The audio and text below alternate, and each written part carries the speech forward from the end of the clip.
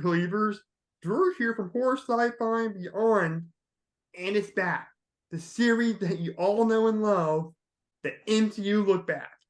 And in this episode, we're going to be covering Captain America, Civil War, Doctor Strange, and Guardians of the Galaxy 2.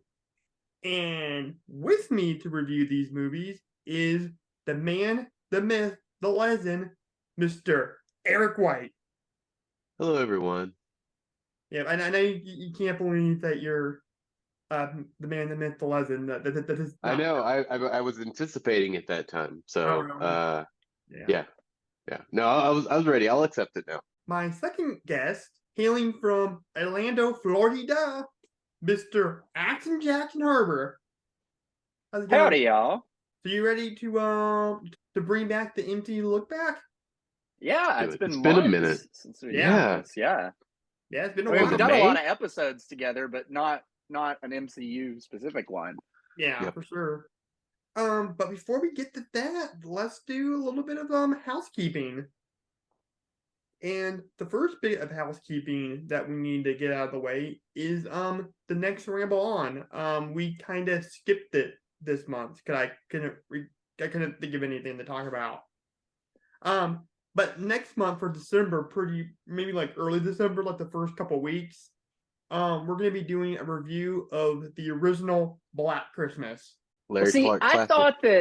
thought that we only started doing Ramble On because we weren't doing MCU Look Back. 100%. That is 100% why we started doing that. Yeah, but no, it just gives us an excuse to talk about other stuff outside of horror, sci-fi, and fantasy. But I guess Black Christmas is horror. Well, But, yeah, no, it definitely falls into that. It also means we can And a produce, Christmas movie. yeah. Well, it also means we can produce content that I don't have to edit. Yeah. Yeah. Okay, That's the real fair. that's the real That's bonus right 100%. there. Yeah, 100% why you don't want to do it. Yeah, Yeah. just throw it out there. Sorry, everyone. This is unfiltered. Yeah. Here's And 2.5 hours of us talking about nothing. That's like full ramble on. We just need to get permission from Robert Plant and Jimmy Page to use the song "Ramble On." I'm sure you can throw it out there. We'll get sued. It'll be fine. It'll make headlines. Get you more views. Yeah, that'd be awesome. Also, I'm going to. I don't know about Jackson and Eric, but we're going to be doing a cast and crew list for a signing remake, which is pretty fun. So that's to be pretty fun to talk about. I'll just turn it into Wes Anderson's The Shining. Hey, That sounds great. That's how I do everything. It's always just like, here's a movie. Now what if Wes Anderson made it? Right. Yeah. Exactly. Yeah, that's funny. Yeah, if you don't know what that reference is, the first episode that me and Jackson ever did was Top 5 Nolan, and he did a Wes Anderson Batman cast list, which was awesome. For the second bit of housekeeping, our Christmas special is going to be a review of Home Alone 1 and 2, and Jackson's going to be a part of that because he suggested it. Because he loved those movies. I mean, it's for Christmas movies. You can't beat Home Alone 1 and 2. Yeah. So yeah. And Eric, I'm assuming you're gonna be in it. Sure, I will definitely be in it. I saw Home Alone 1 and 2 in theaters in the 90s. Same, yeah. And they're wonderful.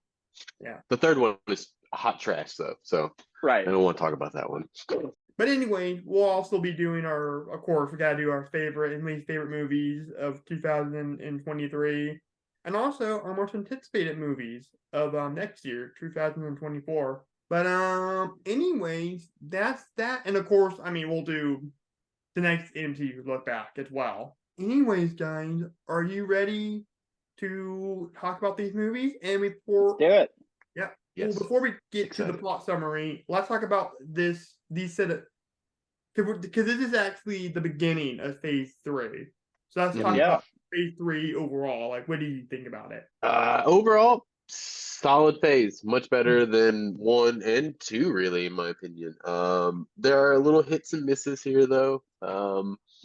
first one up, really, for me, was a bit of a miss compared to the last Captain America movie. This is a better Avengers movie than it is a Captain America movie, but That's true. Yeah. uh, Well, I but mean, third, okay. Go yeah, ahead. no, Phase 3 is great. It's a lot of fun. Well, it's a bigger phase. Like Yeah. phases 1 and 2 are 6 movies each, and then this is what 10 or 11 movies. Quite a bit. Yeah, I think it's Yes. 10 movies in phase 3. Mm. So it's much more sprawling. It's much more focused because they Hmm. really start hitting the Infinity Stones in this, and they've already hinted at them. But Yes. this is the phase where they're like, okay, we know the end game now, Hmm. and they really start setting those dominoes up, getting them ready to fall down. Yeah, So absolutely. Yeah, this is definitely my favorite phase too. It's probably the most emotional phase for me. Between Hmm. Civil War, Guardians 2, which I'm just gonna tell you right now, those two movies are my favorite of the MCU. Hmm. I just they emotionally get to me, and then of course you got Infinity War, Hmm. Endgame, Black Panther, Ragnarok has some pretty heartwarming moments with Thor and Loki, which we'll get to next month. Get the introduction of my boy Spider-Man. Um, with I got a story about that. I Okay, forget Homecoming's in this. I always forget Homecoming's in this yeah, phase. yeah, that's a good movie. And you got Michael Keaton as Vulture, which I'm excited to talk about that. That was pure genius right there. But anyway, you ready to talk about some Captain America Civil War? all Sure. right. And here is the plot summary according to the Internet Movie Database. Political involvement in the Avengers affair causes a rift between Captain America and Iron Man in this summer's Captain America Civil War. Sorry, that was my trailer guy voice. Pretty good. In Pretty a spot on. world. In a world with Avengers, the evil, corrupt government keeps bossing the Avengers around. If that was the actual voiceover for the trailer, that would be amazing. Yeah. Keep But I bossing would the watch that. Avengers around. Oh gosh. Okay. So what are you guys' overall thoughts about this movie? I'll start with you, Jackson, since I'll let Eric go first, because we gotta be fair in this. So obviously, as we've established on this show, Captain America, that's my guy as far as Yeah. The He's my guy core too. Avengers. Yeah, that's my guy. I love his first movie. I really, really like his second movie. This one I was so excited for. And the first time I saw it, I was a little bit disappointed. I like, it's not like I came out and was like, that was crap. It wasn't like that. It was just like my expectations were so astronomical going Right. into the theater that Well, I just didn't. especially after Winter Soldier. Hmm. Yeah. But I mean, like, even First Avenger, I like more than Winter Soldier. Right. But I still really like Winter Soldier. But this one, like, I don't know. It's kind of a mess. Mm.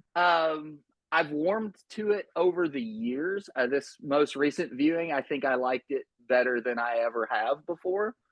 And we'll get into that as we go. But yeah, the first time out, this was definitely like, I don't think that was as good. So I don't know. Eric, what are your thoughts about Captain America, the Civil War? I mean, I kind of shared a little bit of it already. I think it's fine. It's a fine movie, but it's better Avengers movie than it is like a Captain America movie.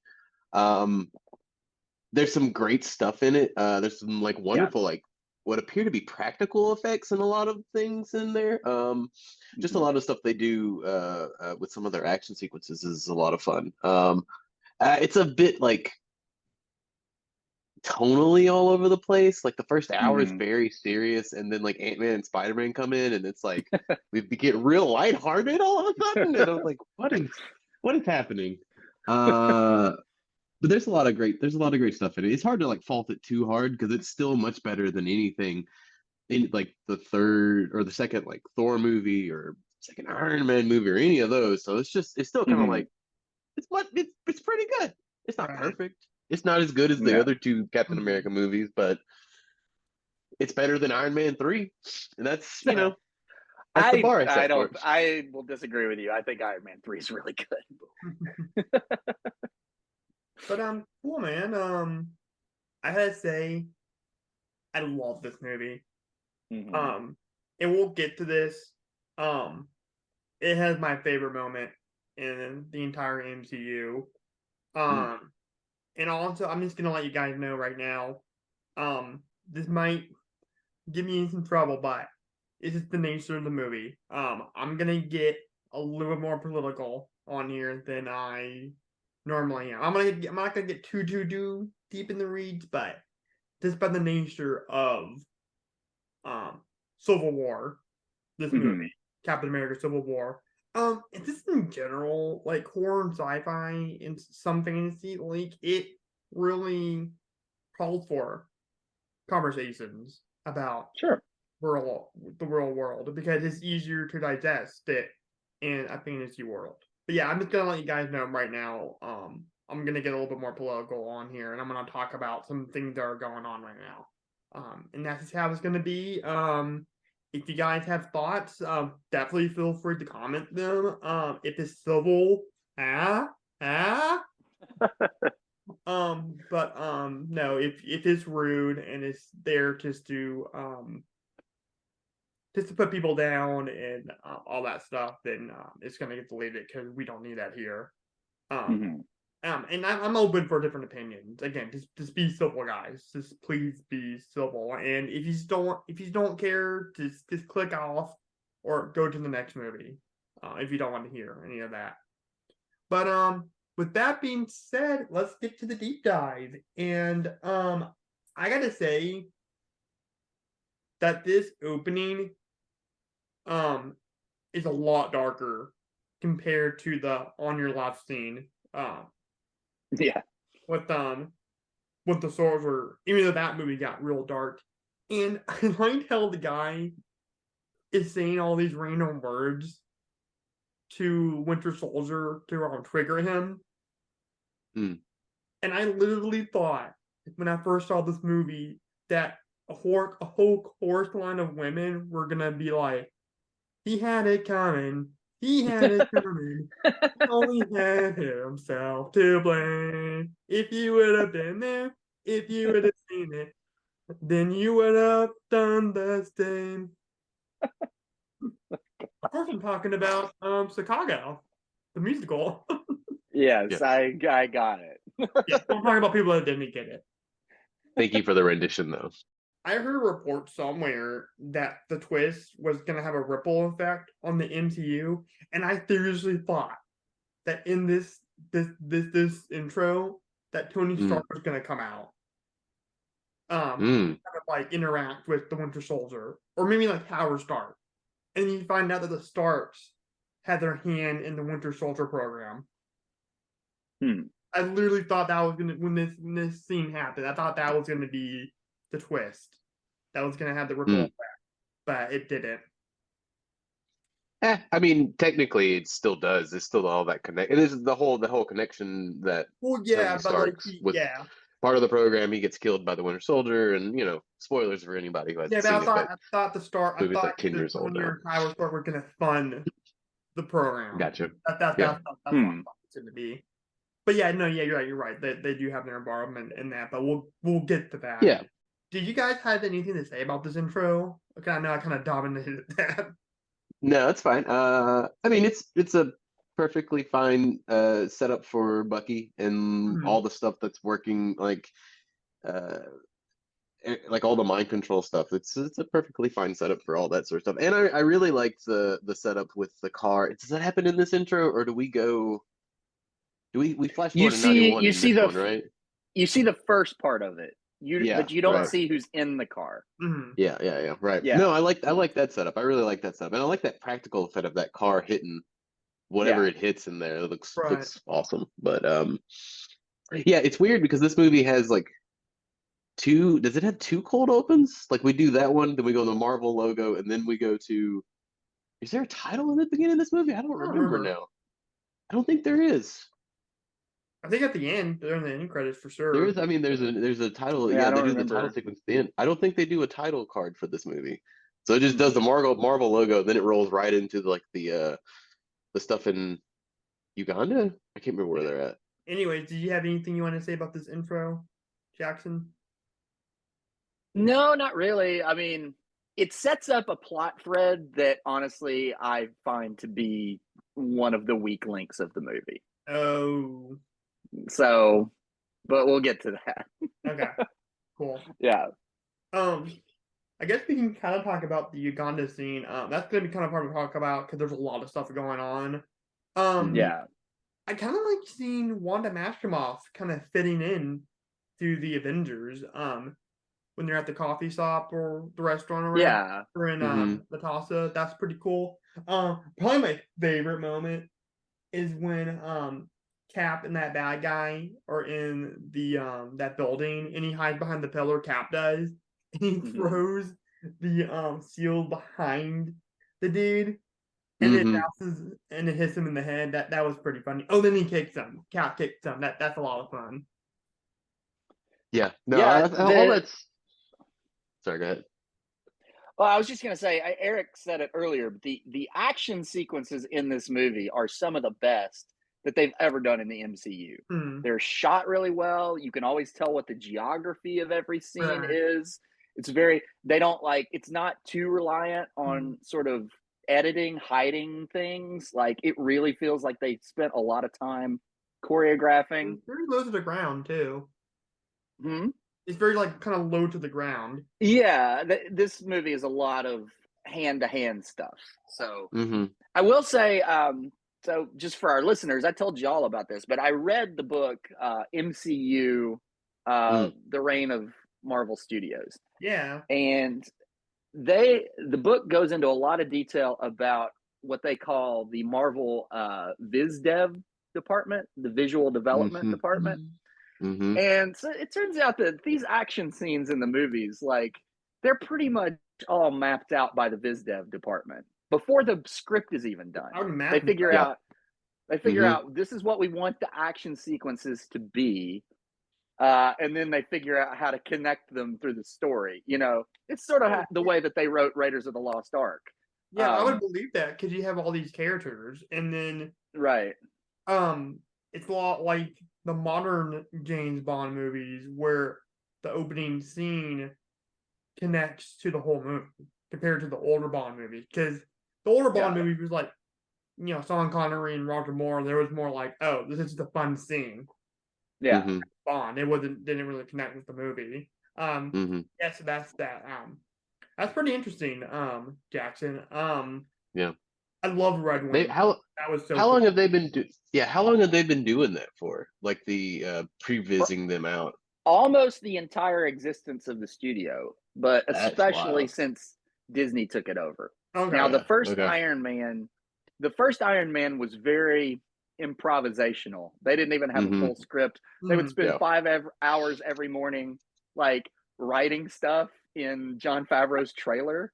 Him and Wow. Downey and the screenwriter would all meet and like figure out what are we going to do today. Hmm. But ever since, especially since the Disney takeover of the studio, it is this like well-oiled machine Mm. where they figure out what the next movie is going to be. They send it to the Viz Dev department. The Viz Dev also takes care of like designing the costume or coming up with the concept for like the costumes, the look of the Mhm. creatures, everything. But they also do this like pre-visualization of all the action sequences. And that way the directors, even if they don't have any experience directing action, can come in Mhm. and sort of just facilitate this scene that's already been Right. mapped out by the Viz Dev department. Yeah, So, That's wild. that's cool, man. Yeah, you're just full of facts, man. That's why I love having you on here. oh, this book is insane. It is so it's like 400 or 500 pages long.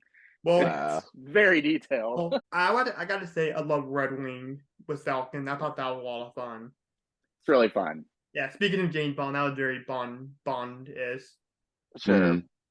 And I love how Black Widow reacts to Red Wing.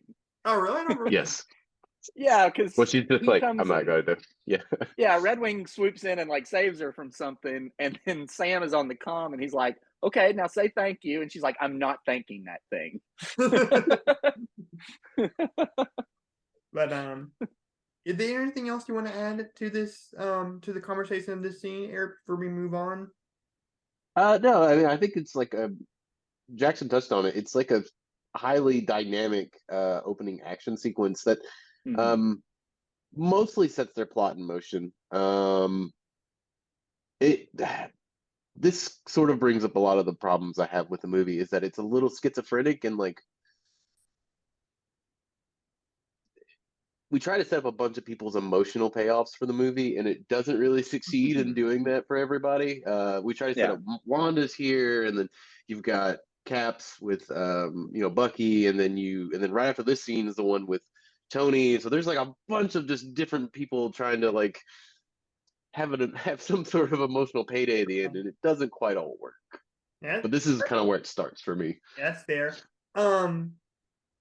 I just think it's just the nature of the movie. It's just hard to give the fully flesh out all these characters, and I think they did the best Sure. Mhm. they can, in my opinion. And I think as far as what you're seeing with tone, I disagree with that. But I respect your opinion, obviously.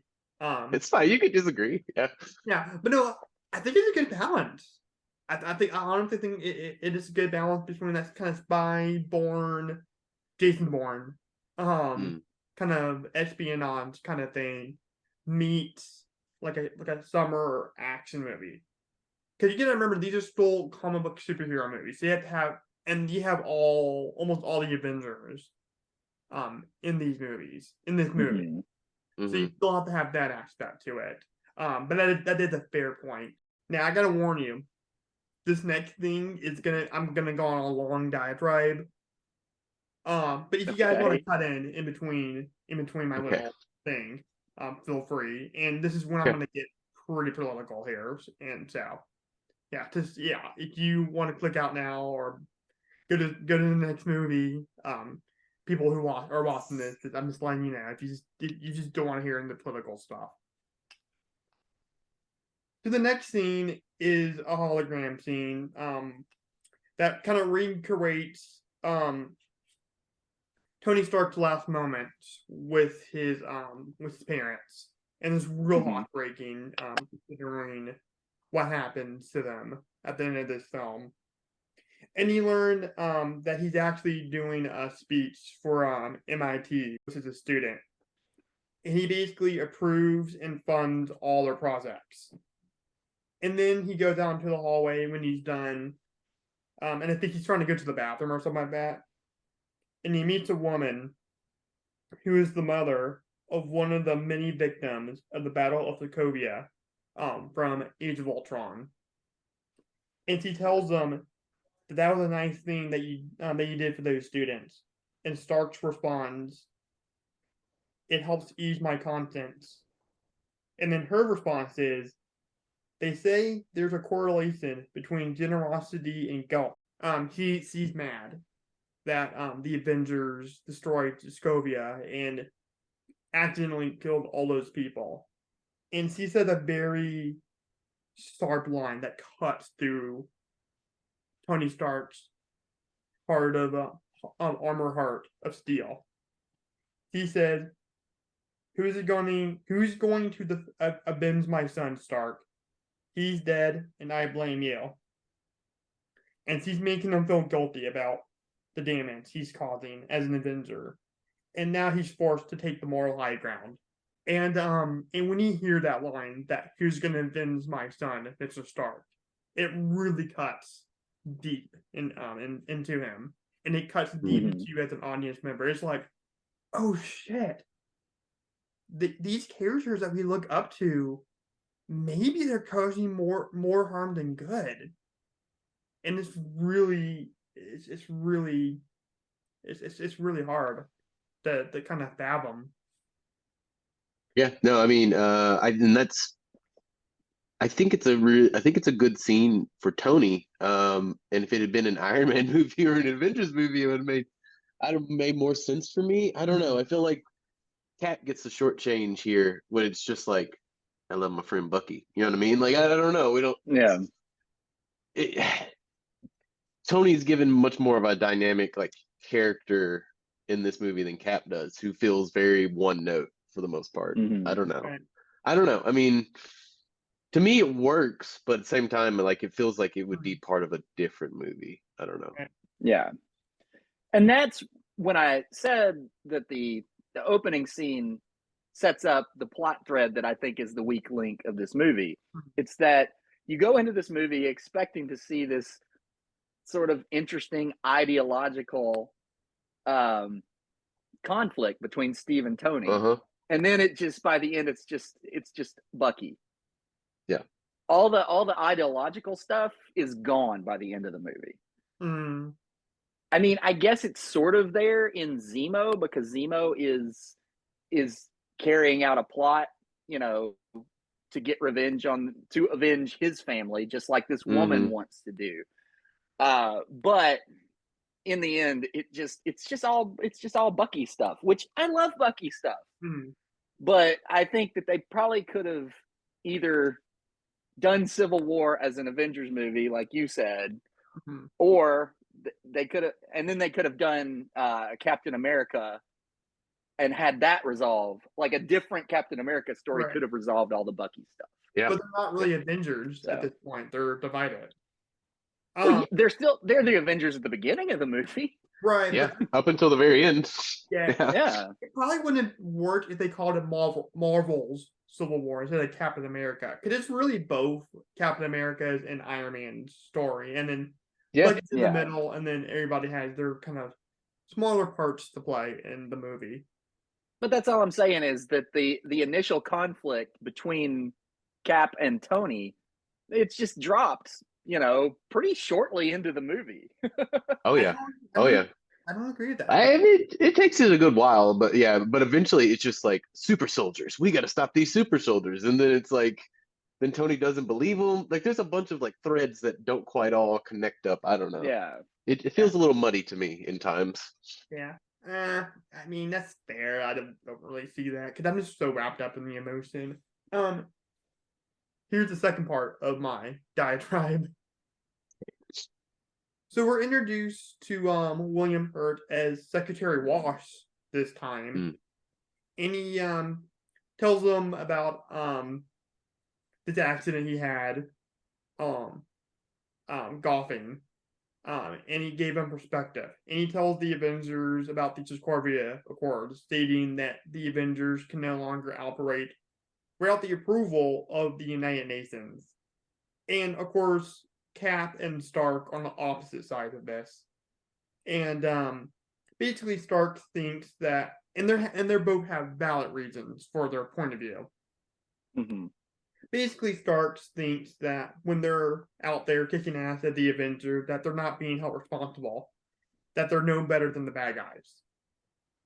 And Cap believes that since this accord is regulated by outside forces that have agendas, that could change. And also, he's worried that the UN could send them somewhere that they had no business being, or they need to be somewhere and they won't let them go. And this really creates an interesting conflict and a dynamic conflict because you kind of see both sides of the spectrum. And this is when I'm going to get political. In this country right now, we're divided by our different points of view. We're divided on who can use the bathroom of what they identify as. We're divided on the fact that whether or not women can have an abortion or not, or choose to have an abortion. And we're divided in what school teaches our children. We're so focused on our differences, and the big elephant in the room is inflation. That's the one thing that almost everybody can agree with. But we're so focused on the differences, we can't figure that out at all. and the vision is not good. And we've seen in Infinity War that it's not good for the Avengers. They have to be all together to defeat Thanos. And I don't know. It's just that's kind of what brought it up to me. It's just we're not gonna solve anything if we're just gonna be divided on everything. And we can have our differences, and let's just come together and defeat the common enemy here. Well, I think a part of the reason that we're so divided is we can't even agree on what the common enemy is. Yeah, too.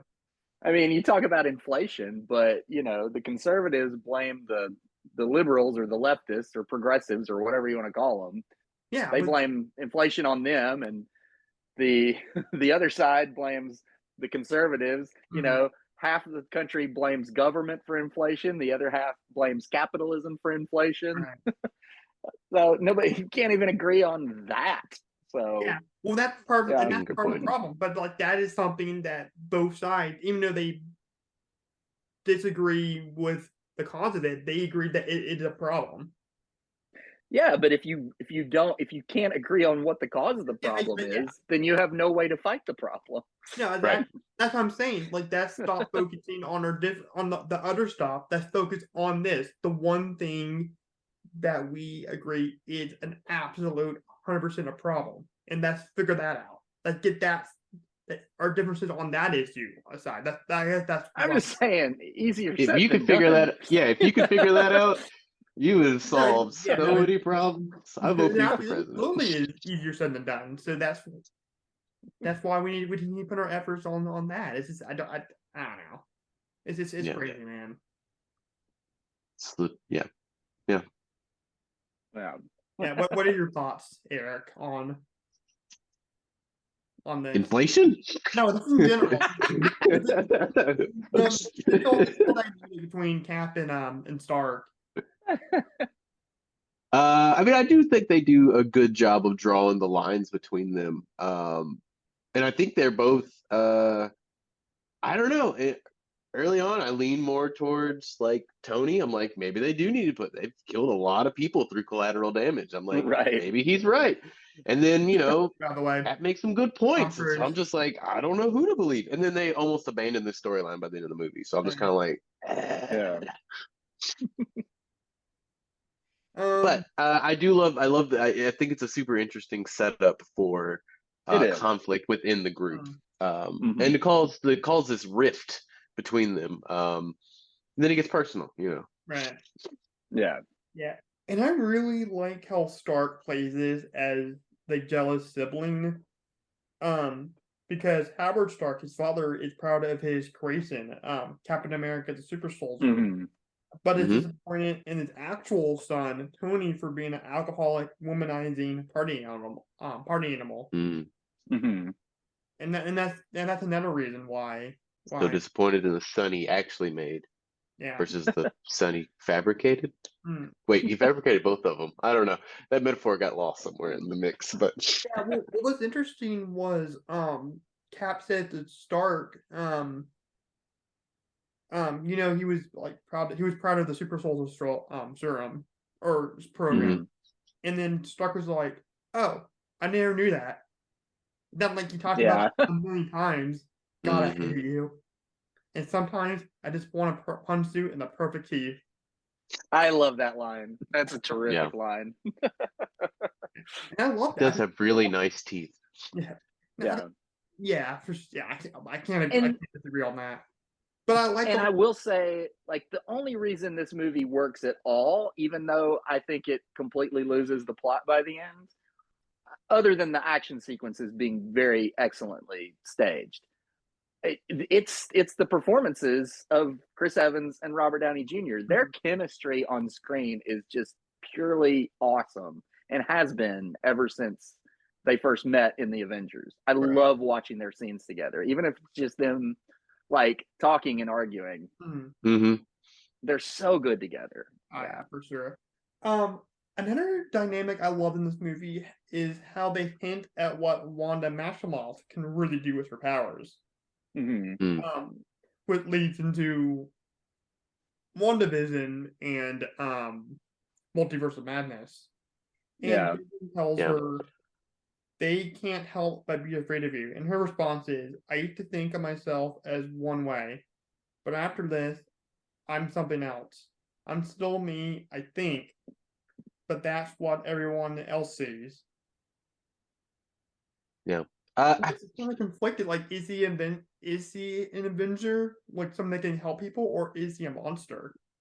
hmm And we can get what's the difference in honesty? I mean, I think that's what the movie's arguing in some ways. Yeah. But I mean, to me, I like Wanda Maximoff and I like her role in the movie. She does feel a little bit at odds with the way they shoot this movie, uh, in the sense that her stuff is everything else is very grounded.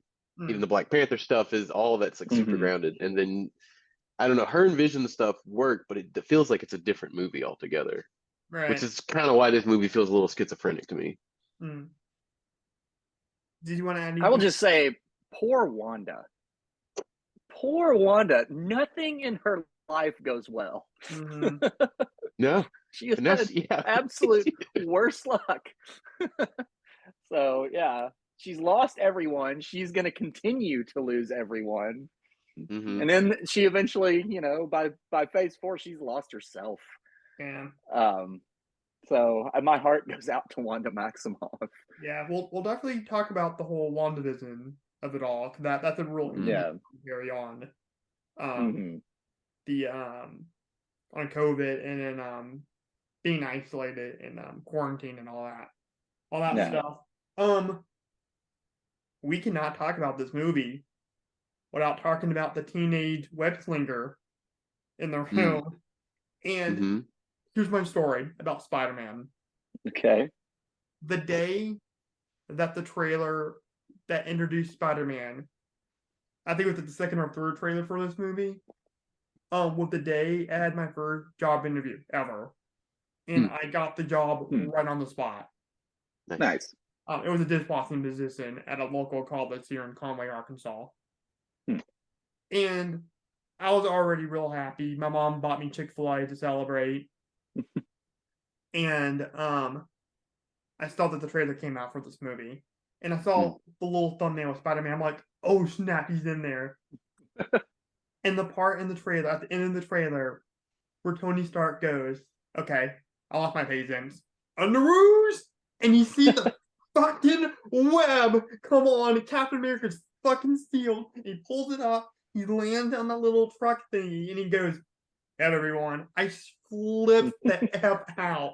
I was so excited because if you guys know me, I love Spider-Man. Like, Batman's my favorite superhero, but Spider-Man is so close to being my second favorite. They're kind of almost neck and neck between my number one. And I grew up on the Sam Raimi trilogy. I read some of the comics when I was a kid, watched the TV shows, played the video games, and to see freaking Spider-Man in the MC freaking U finally after all these years in that trailer, and then to see him in the movie, I was so excited. I'm like, hell yeah, they finally did it. They finally Yeah, did it. I'm sure that's a whole thing in that book about like them Sony holding the rights, Oh I yeah, think, there's a and there's a all that. Yeah. whole chapter where it's talking about the deal making between Kevin Feige and Amy hmm Pascal, and then Amy Pascal like got fired from being the head of Sony, but she set up her own production company and she was still in charge of producing Spider-Man movies. There's a part where she when Kevin Feige first approaches her about getting Spider-Man in the MCU, she throws a sandwich at him. Wow. Tells him to F off, and she throws a sandwich at him. That's But right. she came around. She came around because they offered. It's the only time that Kevin Feige has ever shared executive producer credit Oh. with another person. I believe in the credits it says executive producers Kevin Feige and Amy Pascal. I think they're on the same card, because he's always alone. He's the hmm guy. But he let her come on as like the co-executive producer, and they collaborated on that. And that was what sort of softened her up. Is like, okay, we're going to use Spider-Man, and I'm going to bring you in, and you're going to be on the set with me every day, and you're going to be helping me make these decisions, you know. Yeah. So she didn't feel like she was giving away too much of her like creativity or, you know, power. Yeah. So, well, and sure, she got paid a lot of money too. oh yeah. Yeah, and that's the thing. Like, this is a big deal. Like, this is their Mickey Mouse, essentially. Like, this is their Batman, essentially. Like, their icon. Yeah. Oh yeah. No, I will say I do appreciate not getting an origin story, and this is part of the larger MCU with Spider-Man. I feel we've done it so many times. We did it at least for 2 movies before this one, where we got the whole origin story with Uncle Ben and the spider and all that stuff. Right. I just want to say I love that we didn't have to go through that again with Tom Holland. Oh yeah, for sure. That's Definitely. it. Yeah. I love how Tom Holland is really the most like insecure Spider-Man. Like, he's not sure if he can be the hero that Tony needs him to be. He wants to play football. He's a teenager. He doesn't believe in himself. He encapsulates the teenager more than probably any of those other ones. Yeah, he is the first. He's the first live action Spider-Man. Well, the first because had Spider-Verse come out yet? No. This is before so that. he's the first like movie Spider-Man that really feels like this is a kid. Yeah. And this kid, like, he wants to play football given his powers, but he can't because he can't give himself away. Sure. And he just didn't know where to fit in, and he makes him more relatable to a certain type of audience member. And you get 3 different distinct Spider-Man in the live action movies, because Tobey's more that 50s, 60s nerd who's like, all sucks. Yeah. Sure hope talks to me. But the humor when he's Spider-Man doesn't really work for me a whole lot. Where Andrew is more socially awkward and as Peter Parker, which I can very much relate to. But he uses but he also seems like he's too cool, you know? Yeah. Like the coolest nerd in the world. Riding around on his skateboard, and he's all like edgy and angsty, and he's like he's cool. But he also doesn't seem to care like what people think about him. He's cool. He's cool on that level. Yeah. But he's great as Spider-Man. Like, his quips are top notch. Yeah. I like that. I liked all that stuff. It was different, and he's my personal favorite Spider-Man / Peter Parker. I can just with the whole stuttering aspect of Garfield, I can really relate to, and he uses Spider-Man to mask a lot of that shyness. And I love the line where he says, when Holland says, going back to him, that I'm just looking after the little people. That's why I love the character, because he's more street level. And every once in a while, he'll go up against something bigger. But it's more like the common kind of thug kind of thing compared to like Iron Man or Captain America, or whoever. Like, they're more bigger issues. So he's a very relatable superhero, and that's why I love Spider-Man. Because I was that dorky kid in high school that couldn't talk to girls and get dates and didn't really fit in with the cool crowd and all that stuff. Like, I got made fun of in art class for liking Star Wars, and kids used to do the Yoda voice. In art class? Yeah. Of all places. Oh. Yeah. But it was like cool kids. It was like the cool like football player, cheerleader kind of kids. Oh, man, those kids can go kick rocks. Yeah. Like Star Wars. Enjoy all of your nerdy things. Yeah. Oh, speaking of Star Wars, that Empire Strikes Back joke in here was awesome. Oh, as soon as he said, "Hey, have you guys seen a really old movie called Empire Strikes Back?" You're like, where'd you get this kid? Yeah. And that airport battle is just pure epicness. And I guess from here we need to talk about Black Panther too. Oh yeah. This is Black Panther's introduction. I guess they just introduced Black Panther and Spider-Man in this movie. Yeah, because Ant-Man had already had his own movie. Right. I guess they introduced Zemo though, because he's part of Thunderbolts. Am I wrong? Am I right? I don't know. Well, not yet, but I mean, he was. But I guess they haven't made it. Right. Yeah. But yeah, I guess it was just Black Panther and Spider-Man. Anyway, though, pretty great introduction for him. Yeah, I Yeah. love Sad he seeing him loses in his dad. cat fight and on all these scenes. And I will say, Mm, I think Black Panther action scenes are way more memorable here than his actual movie. I felt like, Oh, for sure. I yeah. totally agree. yeah, but especially I love that showdown between him and Cap at the airport. Mm-hmm. That was a lot of fun. Because they're like flipping around and he's like clawing the Sure. field. I was like, this is like a nerd's dream come true. I was just this whole airport thing. The first time I was watching, I was nerdgasming hard. Yeah. Feels like the airport scene is just the Russo brothers audition to do a bigger Avengers movie. Oh, Like Right. this whole movie kind of feels that way in some ways. They were like, we get to do another one, but like mm, we would like to do another one. Which I don't know if they'd already signed on at this point mm, before this movie or I not. I believe they had already signed on because obviously Marvel and Joss Whedon fell out, Mm-hmm. and they weren't ready to trust James Gunn with something like that, even though they had brought him in to sort of consult on some of the other projects. Sure. But one reason that, according to the book I read, so the Russo brothers, Marvel really liked them because they had come from television. mm, And in Mm-hmm. television, it's all about like being a team player. Mm-hmm. Because yeah, in TV, you'll have different directors coming in every week and they've got to pick up Mm-hmm. these characters that, somebody else was directing last week. But, they're obviously being written by a whole other team of people. And so the Russo brothers were really good at coming in and being like, okay, this is your vision. We're going to help you execute this as best we can. yeah, So That it makes was sense. just That that actually sort of checks. mindset and attitude. And that's what made Yeah. them so appealing. Plus, they weren't as expensive, probably. mm, 100%. Because, yeah. Yeah.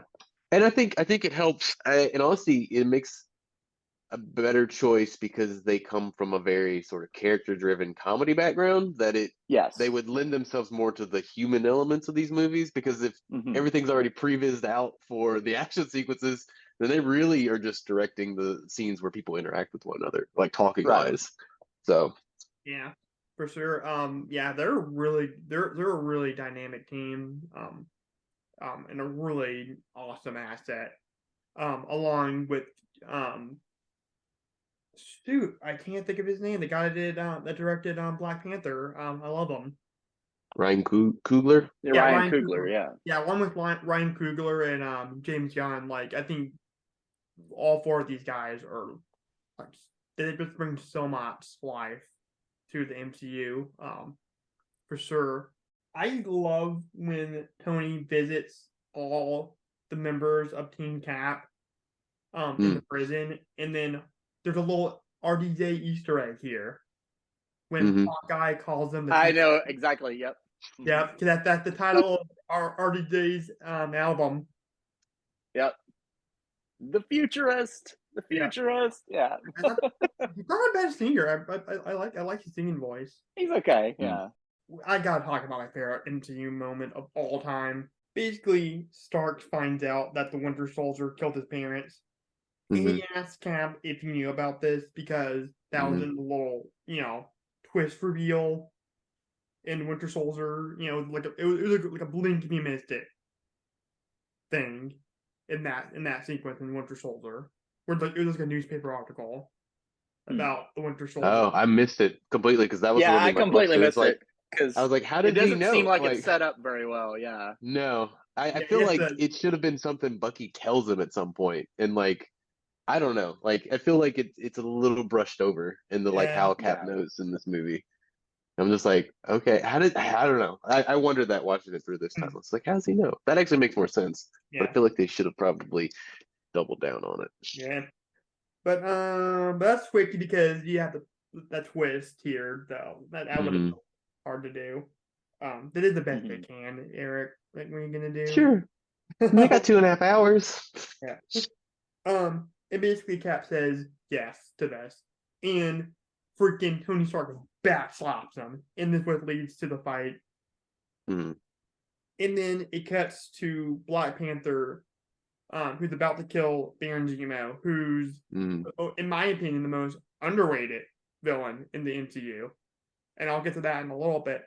Well, I guess I'll get to it now because he doesn't fight the Avengers physically like Thanos or Ultron, but he sets everything up. He killed Black Panther's father and then blames it on Bucky. That they really set that rift between them, and because of that, I did have a question about that too. Like, is he the one who does it? He's the one who like wears a Bucky mask and like blows up the UN. Is that what happens? They breeze over it real quick in the movie. Like they're just like, we found a mask. It wasn't him. You know what I mean? Yeah. I don't know. I had little questions about those things. Yeah. That's another gripe I have with this movie is that while I agree, I really like what's the actor's name? I can never remember his name. Daniel Bruhl. Oh yeah. Yeah, Daniel Bruhl. So I really like him. I think he's especially good in Falcon and Winter Soldier. They make his character so much more interesting.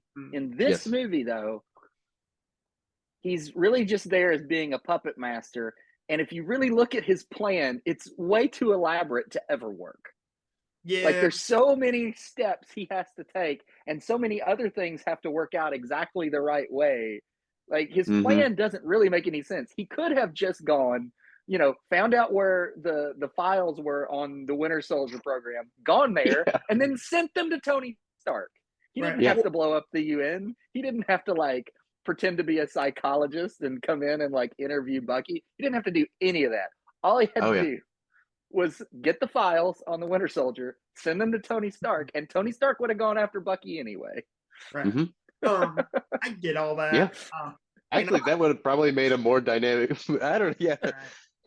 Well, I'm not saying that he's the best villain, and I get all what your guys are saying. It doesn't come. It's not the best executed plan, maybe, or the most conceivable plan, maybe in real life. But the idea is, I like the idea. I just don't think it's executed very well. Yes. Yeah, because Loki was kind of like a puppet master, but he had powers. Zemo does not have any powers. That's all he has is his smarts, and that's very interesting to me. And it's a nice change of pace, and it keeps the movie grounded when it's super kind of silly sometimes. It does feel more in the Winter Soldier, Captain America sort of universe. For this person to be executing a plan that isn't sort of world dominating or like blowing up the entire world, which is what a lot of these movies end up becoming, that it becomes more that interpersonal conflict that he's basically creating the crack that splits them. Yeah. Which is cool. I think it's an interesting idea. Yeah. Well, and I love how Zemo tells Panther that his wife and kids were in Sokovia during that battle. And he tells them that, like they're miles away from it. And, we can see the Iron Man. And it's kind of like almost like an innocent, kind of like cool kind of thing that he's trying to do for his kids. Their part of the city gets destroyed. And he says it took them 2 days to find their bodies. And that's really dark. And he tells T'Challa, sorry about your father. He seemed like a good man, and he was kind of saying like to him like, no, this has to be done because like this is part of my revenge. And then T'Challa responds to him, and he says, "Vengeance has consumed you, and vengeance has consumed them. I will not let it consume me." And he didn't end up killing him. Because he realizes that being divided, it doesn't help. It didn't solve anything. And then he goes back to Wakanda and secludes himself, though. Yeah. I don't know. Yeah. Well, it's good. Well, I think the events of helps with the Black Panther movie about the different conversations for a different day, Eric. Okay. And then we keep coming back to Cap and Stark fighting. Cap gets on top of Stark and starts smashing the arc reactor, which is sealed. And then he backs off. And he walks away. And Stark tells him, "That's my father's shield. It belonged to him. You don't deserve it. And then Cap tells him, "You're right. I don't deserve this." And then throws it to the ground.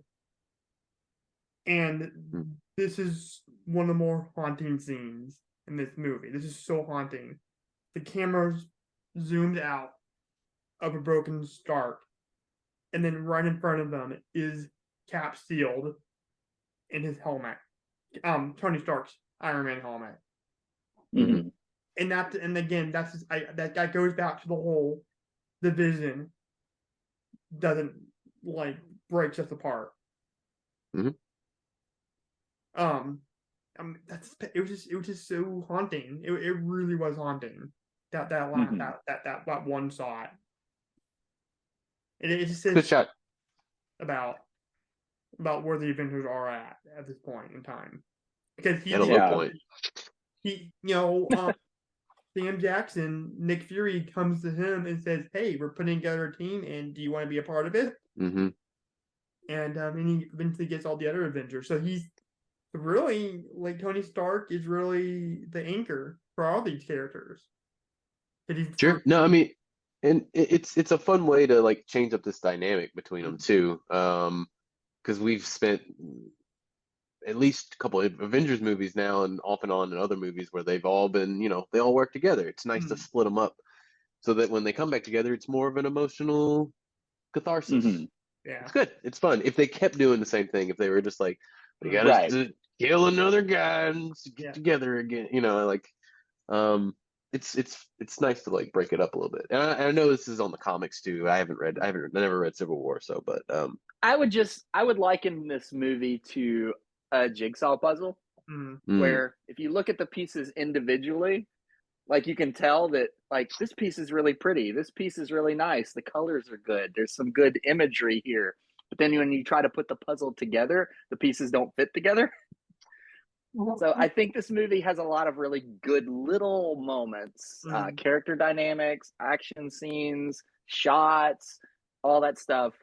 But when you look at it on a macro level, it just doesn't work as well as some of the other ones. Right. But so yeah, I did think this scene, it breaks me every time. Yeah, it's a great scene. Yeah. Like I love the final battle between Bucky and Cap and Iron Man. It's really emotionally wrenching. Like when he's like, when Cap is like, he's my friend, and Tony just says, "So was I." Yeah. Like it hurts because you don't want to see this happen to them. Yeah. And like I was saying, because we kind of talked over each other, like it's emotional for all these characters. Zemo, because his monologue that he gives about his wife and kids, and then T'Challa, his father, and then he discovers that vengeance is not the right answer, and then Captain and Stark, because I keep going back to the theme of division. It breaks us. We can't solve a problem if we're divided. If we're completely divided. Because again, we can have our differences, but if we're just let our differences like separate, we can't solve the problem. Yeah. No, I agree. I will say I do have I got one qualm with it, is that I feel like they do a good job of setting up Robert Downey Jr. for that at the end. But I feel like Caps is a bit one note when it comes down to it, that it's just about Bucky, They set up War Machine 2 getting hurt, so there's like that layer on top of all of it as well. Yeah. So I this feels more like an Iron Man movie almost than a Captain America movie sometimes. Kind of, yeah. So real quick before we get to least favorite part and favorite part and rating, I just got one question for you guys. I'm looking for a Tony Skank. Is there a Tony Skank in here? Best Stanley cameo of all time. No doubt about it. No doubt about it. This is perfect because he helped create Tony Stark, and the fact that he can't pronounce his last name. It's fun. Yeah. All right, you ready for Doctor Strange? Let's do it. And the plot summary, according to the Internet Movie Database, is while on a journey of physical and spiritual healing, a brilliant neurosurgeon is drawn to the world of the mystic arts. Eric, what is your thoughts about this movie? Um, I'd never read any of the Doctor Strange comic books, and so I was really unfamiliar with the character. Um, I will say the first time I watched this movie, I did not like it. Or at least majority of the movie. It just kind of felt like Diet Tony Stark's at places, like Doctor Strange does a little bit. I've grown an appreciation for it over time. And this past time, other than like him being probably too much of like a jerk in the beginning, it's a lot of fun. And visually, it may be like one of the most like amazing Marvel movies. So much better than Quantumania. Like I feel like this like Oh boy. Quantumania promised something like this, and it was not as visually interesting as any of the stuff is in here. I don't know. I like Yeah. that. Yeah, same. I had never read any of the comics. My main exposure to the character is through the Venture Brothers, Yes. because Yes, they have a yes. character that's very heavily based on Doctor Strange, and he's one of my Mhm. favorite characters on that show. And so but I didn't know like who or what Doctor Strange was. However, as somebody who really loves like magic and mystical Mhm. stuff, like this movie really spoke to me. Plus, I really like Scott Derrickson, so I Yes, knew he was same. attached, and I was like, okay, cool. It's Derrickson's getting to. I mean, he'd already made a big budget movie. He made The Day the Earth Stood Still, which wasn't that good. The one with Um, Keanu Reeves, yeah. yeah, Wait, was it that? not very Yeah, good. yeah, yeah. But I was like, okay, let's see what he can do with Marvel. And it's not as horror centric as I would have thought it would be. You Sure, know, it's yeah. like, why did they hire this guy? Mhm. And then, of course, you get to then he didn't get to make the horror movie he wanted to with What did Multiverse of make right? Madness, so he just walked away. Yeah, Yeah. yeah. I really enjoy this movie just because it gets to some of my like personal uh, enjoyments, fetishes, if you will. Love me some magic and some wizards. Sure. So Yeah. No, and really like the uh, I like that this movie kind of takes its time for the most part. Like mm-hmm. all these other movies spend so much time just in the plot of like setting up the villain and going to the villain. And this for the Right. first like 45 minutes is almost just about a guy with going through self-growth and Yeah. trying to make himself better, trying to physically make himself better, but in the process he ends up making himself emotionally and mentally better. Mm-hmm. Which I enjoy. I enjoy a little change of pace from Marvel every now and again. Right. Especially coming off of like the plot heavy that doesn't really work Civil War. Mm-hmm. I like this movie. It's pretty good. I think the villain could have been a little bit better. He's okay. I think he's a bit more memorable than Malekith, but it's sort of the same issues. Like he just wants to take over the world. Yeah. Yeah, But that's fine. I did think Matt Mikkelsen brings the element to it that makes it a little bit more interesting than Malekith. Sure. Sure. And I would say that is he really the main villain? He's almost just like the gateway to our like main villain at Oh the yeah. very end. Well, as far as him being a more interesting character, I actually think he is, but I don't think the movie calls attention to it quite enough. Because while Malekith, he wants to plunge the universe into darkness just for, you know, reasons that are completely unknown. Yes. This guy is really just afraid of dying. Mm-hmm. Like he's afraid of the ravages of time and afraid of death. And he's gonna do everything he can because he thinks this is the only solution. So Mm-hmm. the movie doesn't hit it hard enough to make him quite an interesting character, but it is a more interesting motivation. Yes. And it really, and you're right about that.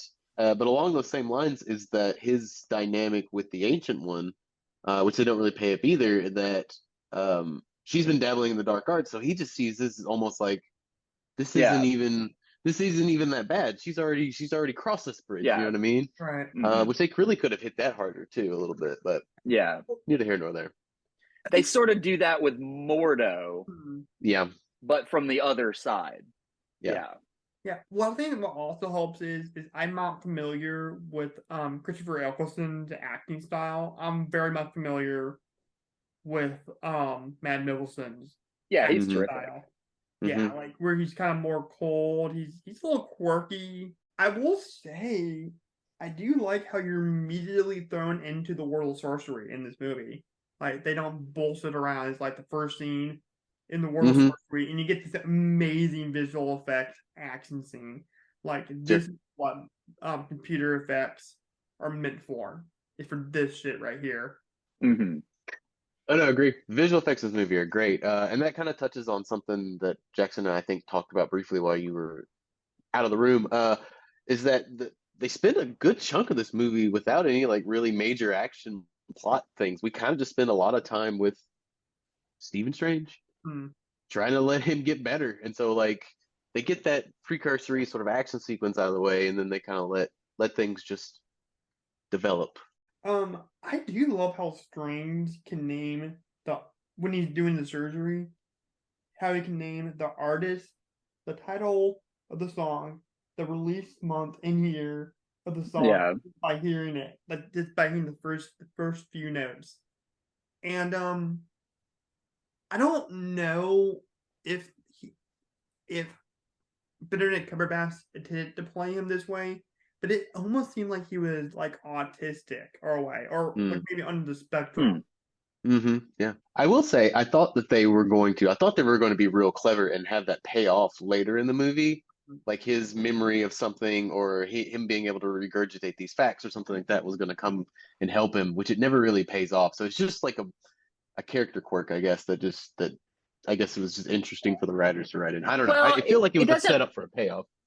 it doesn't pay off in the plot, but it does pay off in his sort of character development because you of how quickly he learns magic. Mm, Because when True. he Yeah. reads something, he just immediately absorbs it, Yeah. and he's got the eidetic memory or photographic mm, memory or whatever you want to Sure. sure. Yeah. call it.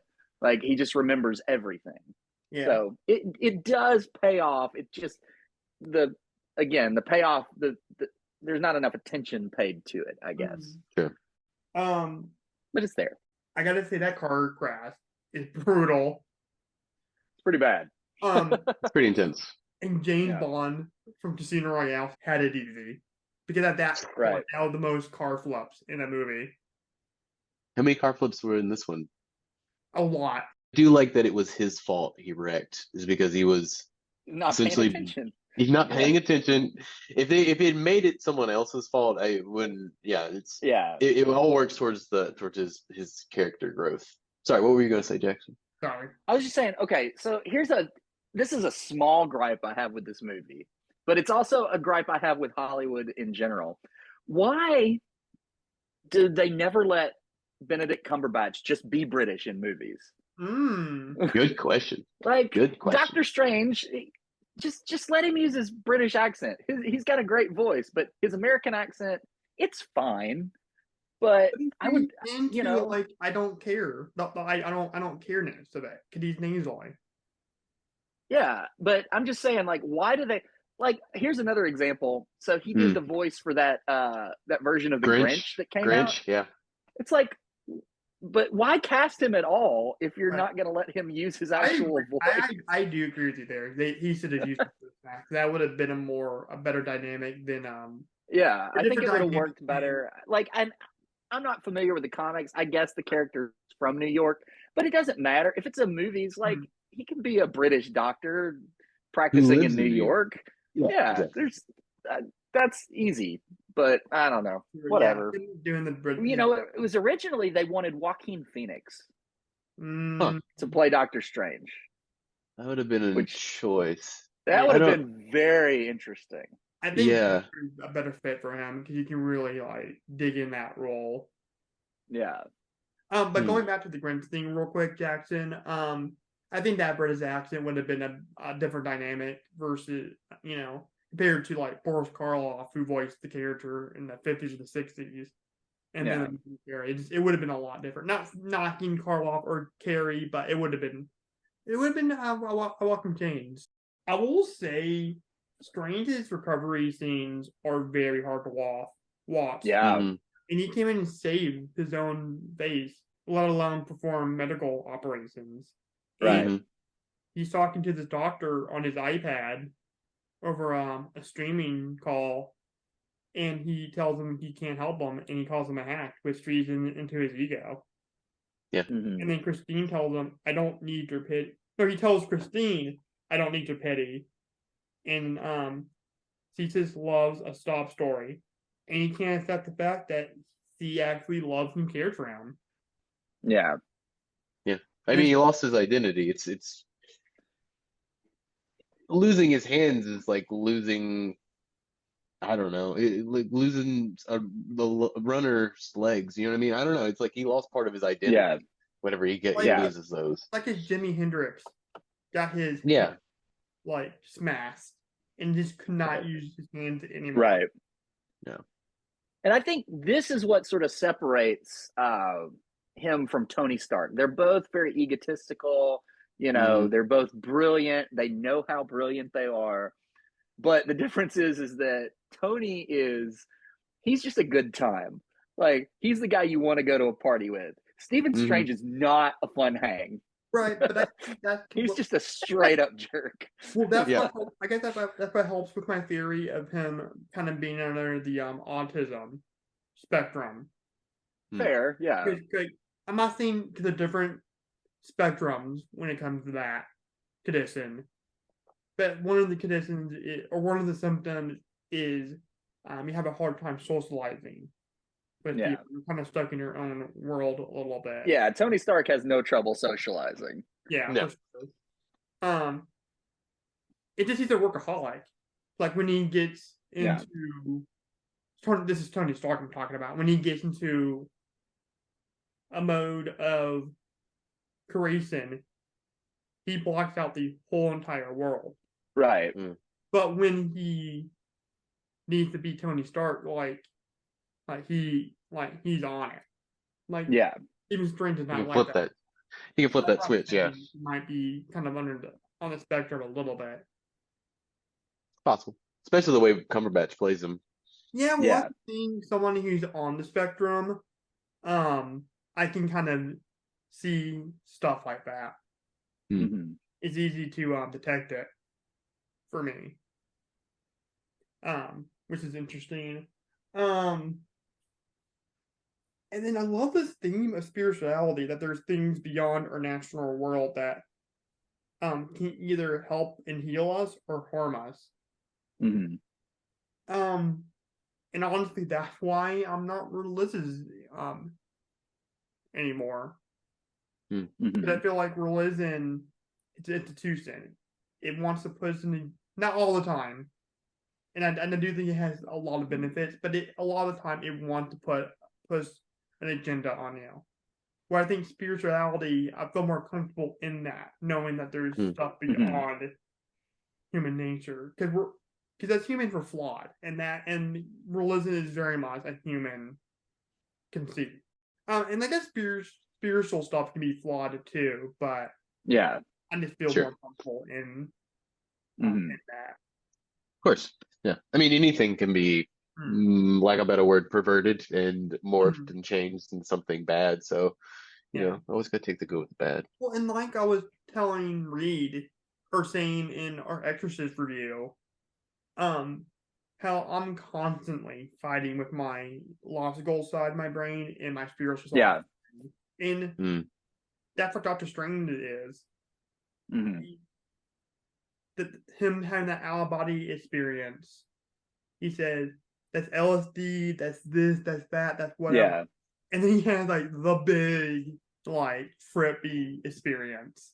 And that's what causes him to believe in all this. And I kind of related to that because I'm somebody that I try to find things logically. It conflicts with my spiritual side of my brain. Which I won't get too deep into that. Just watch our Exorcist review for the hat. That was a fun conversation with me and Mr. Lackey. Sounding you out, man. Sounding you out. Is there anything else you want to say as well?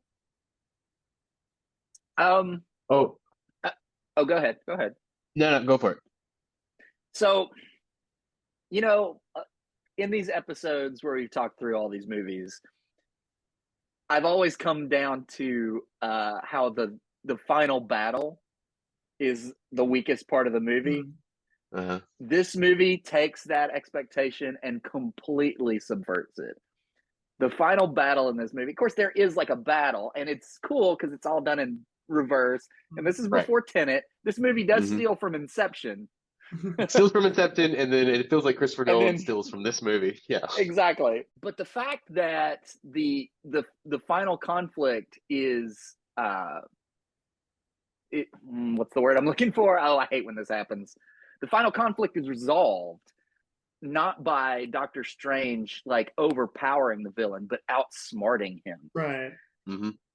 And figuring out a way to defeat him without actually having to defeat him. Oh wow, that's a Just good thought because I loved it. It's wonderful. Yes, I agree. It's amazing. 100%. It's my so favorite part of different this from- whole movie. yeah, It's so different from all the other like third act, battles Yeah. that we've seen in these movies. yeah, absolutely. Well, when he's talking to Benjamin Bratt's character before he goes to Nepal, basically tells them that like I saw this person because I thought if I lost my body, I might as well develop my brain, Mhm. and that's what Doctor Strange does. He's opened up his mind Yeah. Mhm. in this movie. I also like the thing going back to the theme of spirituality. Through that journey of discovering that there's something beyond his egotisticalness, he kind of learns that it's not all about me. Right. That's big. Yeah. Yeah. Yeah. The final scene that he has with the Ancient One Mm-hmm. is really strong from a character that scene point of well, view. that whole action scene is fucking phenomenal. Yeah. Those little circle, big circle things, and they're fighting. Yeah. That's amazing. But I'm just talking about the final conversation, like Right. after she's fallen down and she's on the operating table and her spirit comes out, and then he sends his spirit out, and the two spirits are talking to each other, Mm-hmm. and just the whole conversation they have where she reveals that Pangborn just uses magic to walk. Like he wasn't healed by her. He just used magic, and he's like, so I could just go back to my old life. And she's like, yeah, you could, but that would be such a loss for everyone else Mm-hmm. because you're meant for something so much greater than this. It's great. And then I love her final line where she's like, I can't remember exactly what she says, but she's like, she's letting this final moment like last 1,000 because she just wants to watch the snow. Yeah. Right. It's good. So good. Yeah. There's this movie has, especially coming off of, I think, some of the more like bombastic movies. This one feels more thoughtful in some ways. Yeah. Which is really nice and refreshing, especially for Marvel. Especially this deep in the game in Marvel when they're kind of really setting up all their pegs. It's good. It's a lot of fun, and it's visually interesting. Well, I think it's really cool how he is in that out of body experience, tracing Rachel McAdams or telling Rachel McAdams how to fix his physical body. Mm-hmm. Yeah. Because he can't do it anymore, but he had all knowledge now, or he does about the human body and medical procedures. Yeah. That's real interesting. Well, how the ending is foreshadowed with Stephen Strange trying to learn time reversal. Apple. Yeah. It's a great setup and payoff, which It is. some of these movies do really well and some of them don't do well. I think it's done really well here. Just in his like learning process is what saves him later in the movie. It's great. It's good. Well, and then Baron Mordo tells them, don't be stuck in the same moment, kind of thing. Yeah. The time You're stuck in there forever, and it's good. It's really good setup and payoff. Right. Mordo is a great character, and I would be remiss if we didn't talk about him, and especially Chiwetel Ejiofor. Yes. Because on paper, the character's fairly interesting because it's always good to have a character who's very rigid in a movie like this. somebody who's just unmovable and is not going to change. And I guess technically that makes it a static character, but that also makes him really interesting because everything around him is changing and he's unwilling. Mhm. But the real secret sauce here is Chiwetel Ejiofor, who, as an actor, I've never seen an actor say his lines with more conviction than he does. Every character he plays, like, he is so dialed in to what his character's intentions and beliefs are in every role, but especially Right. here. And then I also think of the movie Serenity, Mm. the Mhm. Firefly movie, where he plays Mhm. the villain, but he's really truly a person who believes that he's doing the right thing. Right. I love Chiwetel Ejiofor. I wish he was a bigger star. Yeah, I But, need to check out Yes. more movies with them. The one problem I have with this movie is all the pop culture jokes. The Wi-Fi joke makes no sense. How do they have Wi-Fi? I love that joke though. I think it's funny. No, because it's the purpose of this. Because you're separating yourself out of the material world, and Wi-Fi and computers and all that stuff is part of the material world. And Doctor Strange has an iPad. Again, defeats the purpose. I love the pop star joke Ooh, until I don't. That's the one one I don't like. Yeah. listens to All the Single Ladies by Beyonce. How did you have an iPad? See, Like, Yeah, but that's the payoff to the joke that works for me. no, it didn't work for me. The punchline of the Beyonce one, it's so far removed from the setup for that joke that it doesn't land. I always forget it's coming too, and then he says it. I'm just like, what is he talking about? But I like Juan listening to the single ladies. that's one of the things I like Yeah. about Wong is that he's Yeah. just a regular dude who Mhm. also happens to be a master sorcerer. But I mean, you Yes. get into like we'll talk about She-Hulk way down the line, but like he has the best, most satisfying part of that show where he's just really into the Sopranos, Love. and in Infinity War, he's just talking to Steven about, getting a sandwich and stuff. Like Yeah. Wong's just like a dude. He's just a Just a regular regular dude. person. Yeah. Yeah, Yeah. but I feel like over time, Steven is getting him into that stuff. At this point, it just doesn't make sense that he has an iPad. Or I don't know. I like to think that he's always been this way. But I'm telling you, Jackson, it defeats the purpose of separating yourself away from the material world and being a part of. Okay. It just didn't make sense to me. Like, I'm sorry. I'm really sorry. But I do love the ending with Jumarmu. Mhm. Yeah, it's fantastic. Well, that's cut from the cloth of the Christopher Reeve Superman. Mm. When you have to reverse time. Oh yeah. Yeah, except I hate it in that movie It's because fine. it doesn't make sense. It does not make sense in that movie. It makes sense in this movie. Yeah. Well, and speaking of 70s and 60s cinema, I don't know if you felt the same way here, but that final pan out shot of the Sanctum Sanctorum, that felt Mhm. something straight out of like 60s and 70s cinema, like Rosemary's Baby. Yeah.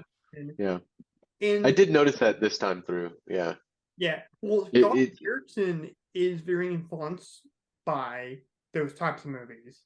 Yeah. You see it in Sinister and you see it in the Black Phone. Yeah. And I'm assuming The Exorcism of Emily Rose, but I haven't seen that movie, so I don't. That's a good one. I need. It is good. That's a really It's good good. one. Yeah. I do want to say one more thing about Doctor Strange learning a lesson. The Ancient One tells him that you became a doctor to save one life above all others, your own. Mm-hmm. Kind of protecting his ego. Yeah. And that's very fascinating to me. Oh yeah, I mean it's like the Hippocratic Oath of doctors and everything, and that pays off too whenever he has to like kill that guy. Yeah, he legitimately feels horrible about having to do that. Yeah. Yeah, for sure. Is there anything else you guys want to say before we get to favorite part and least favorite part? Yeah, it's fun. It's nice. It's a pretty good origin story. Which I usually hate origin stories because they take so long to get going. And but I will say it's always visually interesting and it's always his character is almost usually always engaging. I agree. Some of the pop culture jokes go a little they don't quite land sometimes, but Right. I don't know. It's a good time. What is your favorite part and least favorite part, Eric? Yeah, because I think I did Jackson for this segment. I mean, my favorite part, final battle. Oh God, yeah. Not even like everything with like him in that time loop is wonderful. Mhm. And just like a complete like 360 from like everything like Marvel sort of built up until that point of like big CGI monsters smashing each other sort of thing. So all that's just wonderful. Least favorite part, his character is still pretty kind of grating at the top. It takes a long while to finally get to like him. Um, and it would have been nice if we had seen a little more humanity, I think, in him before he goes to the accident. It would have like made his comeback or made his like turn to like being completely like a sad recluse person like would have stung a little more maybe. I don't know, but it was just kind of hard to like root for him sometimes at the top. I'm just kind of like he was already terrible, so like I don't know. But yeah, that's probably it. Yeah, sure. What about you, Jackson? I mean, I would have said the ending, but I'm gonna swerve. My favorite part is the cloak of levitation. Mm. Mm. What a great quote unquote character. Yeah. It's like the magic carpet from Aladdin. Carpet red. You know, Yep. it really has a personality all its own. I like how it's always it's very loyal to Doctor Strange, even though it's this mysterious artifact. For some reason, it just likes this guy. He's gonna help him. Like, you know, it's got that one scene where there's something on his face and the cloak's trying to wipe it off his face. Like, yeah, I love that. We didn't talk about it at all, so I thought I'd bring it up here. Yeah, I love Nice. that. What is your least favorite part? Least favorite part? I don't know. I mean, I guess the fact that they have Mads Mikkelsen and they don't really give him anything interesting to do.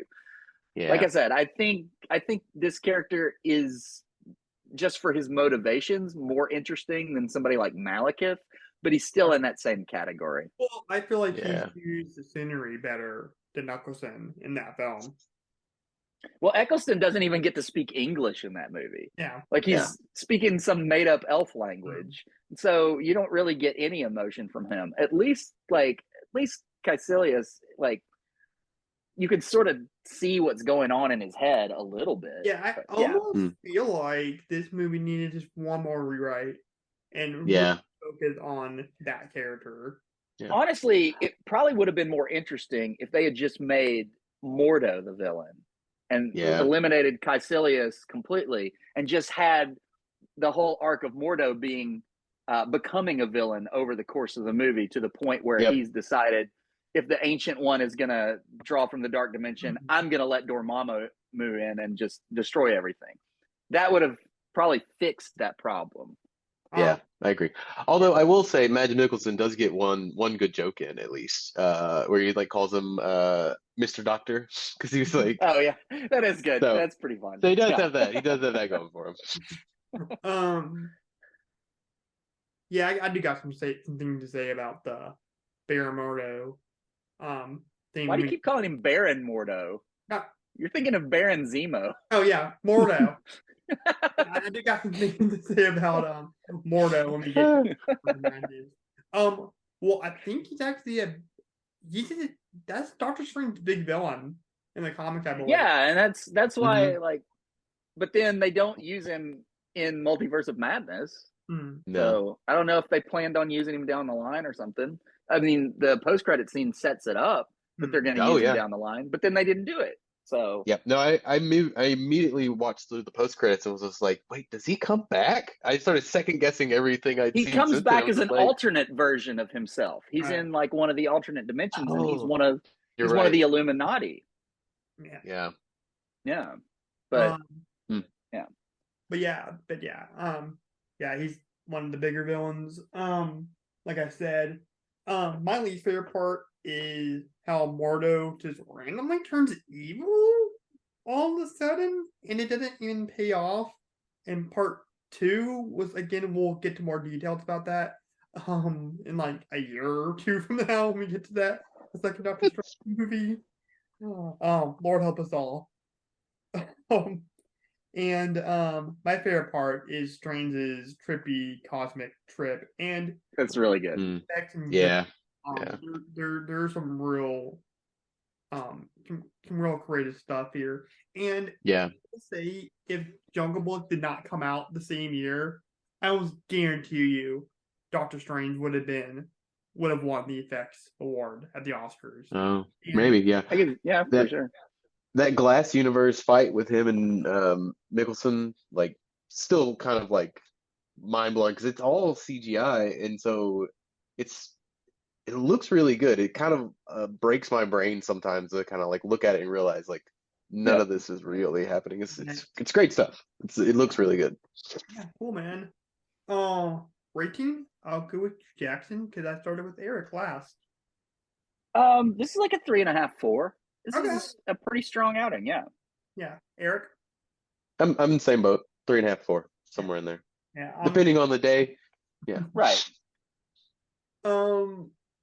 Honestly, I was gonna go with 3.5. I'm gonna go with the 4 because I think some of the themes really elevated a little bit. I think how innovative the action scenes are.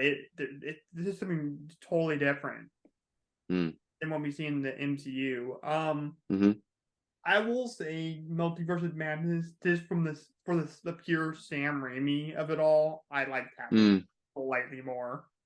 I just have more fun with that because it's Sam Raimi. If Sam Raimi did not direct that movie, and if it played out the same way without his distinct style to it, then I wouldn't have liked that movie nearly as much.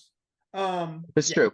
All right, last movie, Guardians of the Galaxy Volume 2, and the plot summary for according to IMDb is the Guardians struggle to keep together as a team while dealing with the personal family issues, notably Star-Lord's encounter with his father, the ambitious being Ego, the living planet, played by old Jack Burton himself, Kurt Russell, on the Pork Chop Express.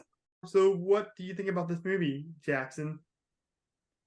Well, this is one of my absolute favorite MCU movies. And if it had not been for Guardians 3 this year, it might still be my favorite. I'm not sure. It's really hard to choose between them.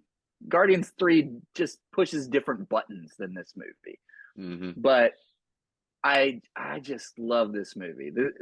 To me, it's like an improvement in every way over the first Guardians, which is weird because I've talked to some people and they're like, they love the first one and then they hated this one. And I'm like, what? That doesn't make any sense to me at all. But I guess, you never know with people. So yeah, it's true. But this to me is like top tier MCU. Sweet. Eric. I agree. End episode right here. Like it may be up until this point, it was definitely the best like Marvel movie. It seemingly combined everything they did well into one package for the first time. Like they finally had an interesting villain, they finally had good effects, they had good chemistry, they had a good script, good direction. There was always something weird visually happening, and it all works. It all works here. And the first one is good. And I can see why people like that one. I think it feels more fresh.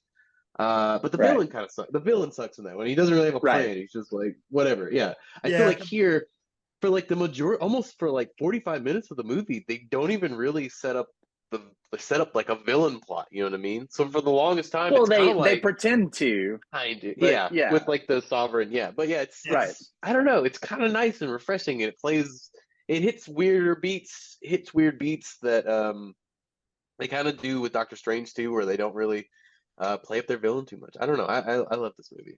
I think it may be my favorite one. Yeah, for sure. I love this movie. It's either my second favorite or my number one favorite MCU Mm. movie. Depending what day you ask me. I just love the father-son stuff. That stuff Mhm. always gets to me in movies because of my relationship with my dad, and we'll get to that in a little bit. But the villain We've is never had this before, where we all like unequivocally love one of these movies. It may be the only time it ever happens. maybe the first Guardians or Iron Man.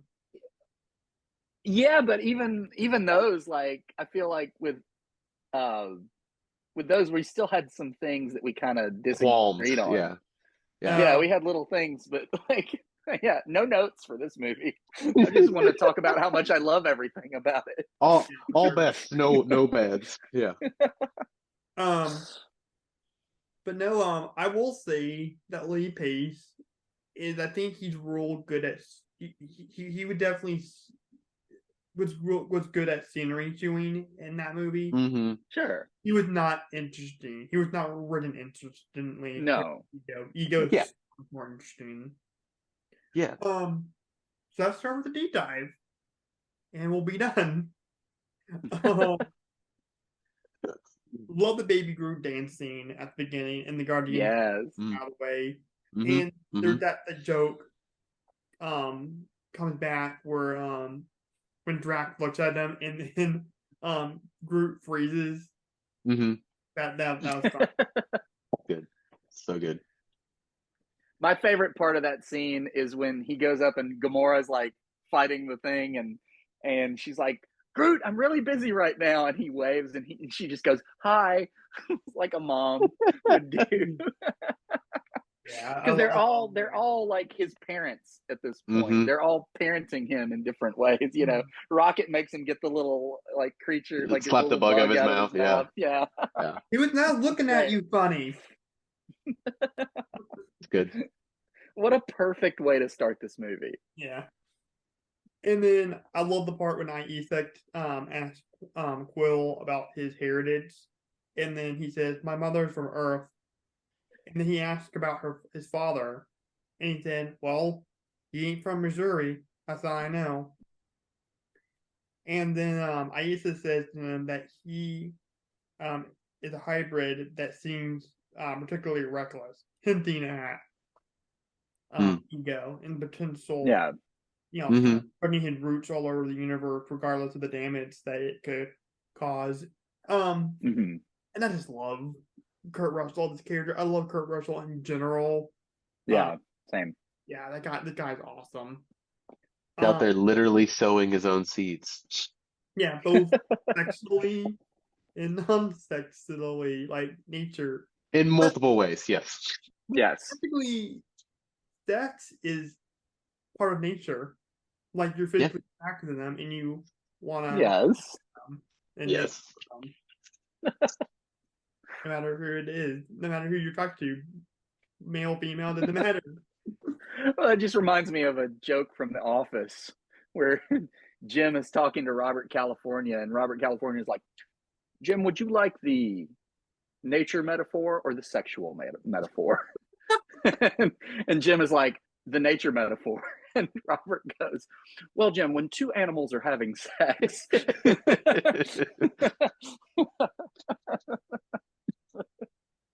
But yeah, no, that is interesting. One thing I do like about this movie is Quill and Rock is bickering.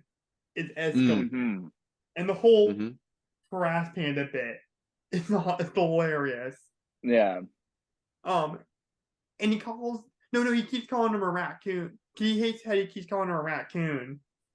Yeah. And he says, okay, trash panda.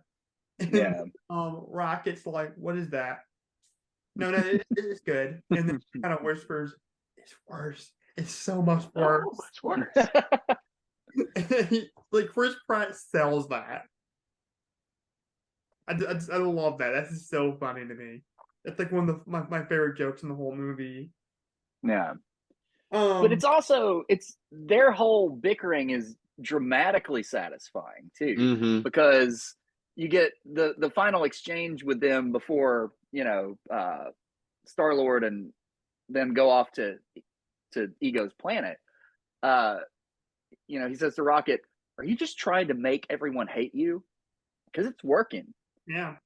And then Rocket has to just sit in that for most of the rest of the movie, and then it develops with his conversations with Yondu, like, which Yondu.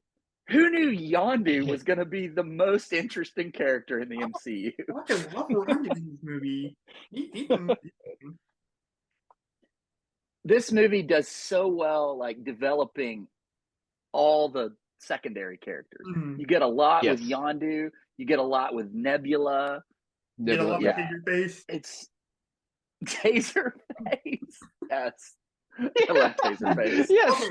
No, yeah. Even your throwaway characters get something. Yeah, even like Taserface. It's like he doesn't want to hurt the tree because he's too adorable. What sells that scene is Rocket's reaction. He's like, yeah, do you just like sit in your room and you think to yourself, hey, I know what's a really badass name? Taserface! And the way that fucking Bradley Cooper sells that shit, again, it's all about selling the joke. You have to sell it. You have to sell the joke properly. Yeah. Funny. And when he says that, it's the funniest thing ever in this movie. Yeah. It's like, I'm literally going to start a cult of Taserface.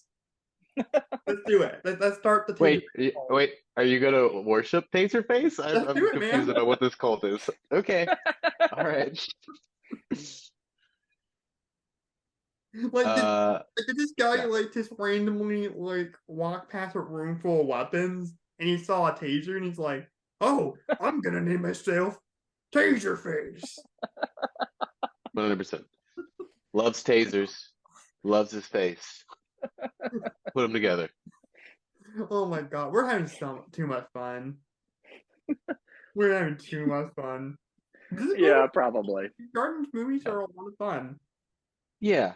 Yeah, and at the end of the day, that's what you kind of go to the movies for, is to have fun, but also you get a little emotional payoff. Yeah. And I think it pays off in spades in this movie. Yeah. Yeah. Yeah, except we didn't have David Spade in this movie. That would have been pretty interesting. What a different movie that would have been. If he was Ego, if David Spade was Ego. No, even better yet, Guardians of the Galaxy, Emperor's New Groove, crossover. Oh my god. Ass. I love seeing my boy Sylvester Stallone in this film as one of the higher ups within the Ravagers. I love how he exiles Yondu for helping Quill in the first movie. I thought that was really interesting. Can you imagine Sylvester Stallone having an interaction with Rocket Raccoon and what that would be like? He'd like, "Hey, yo, they got this weird raccoon over here. It's kind of weird. I don't know what's going on here." And then Rocket would just make fun of him for that. He's like, "Hey, listen here, bucko. I am not a raccoon." It's like, "Well, you kind of like rude like a raccoon to me, you know. I played Rocket, and sometimes when I get a black guy, I kind of make it look like Rocket the raccoon. I don't know, absolutely." I'm not gonna stop you. I want to see how far you'll go. Keep going.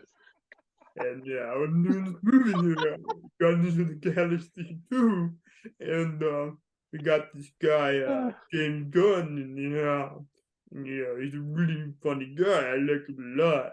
And then Arnold comes in and he says, Sly, what are you talking about? The raccoon and James Gunn. Let's go out and do the new Expendables movie with real guns.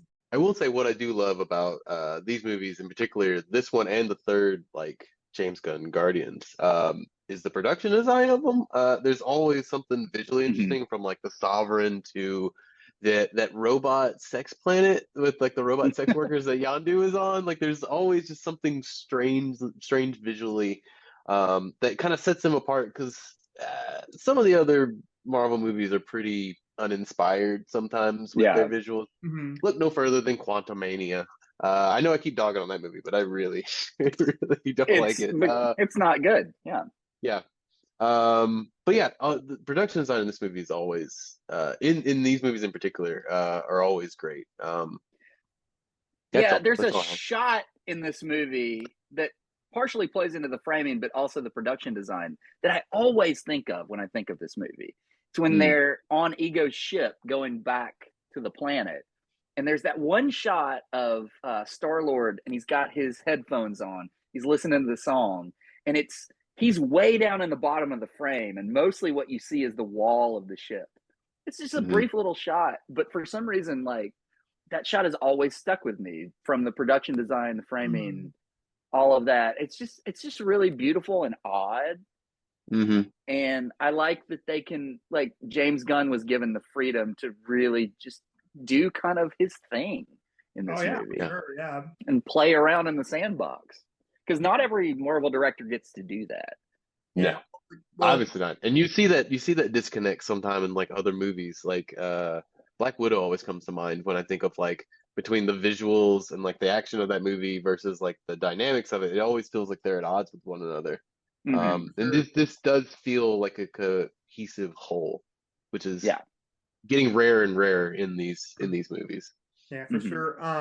He definitely, James Gunn took everything he loved about the first one, and to quote Keegan Michael Key, took it to a whole nother level.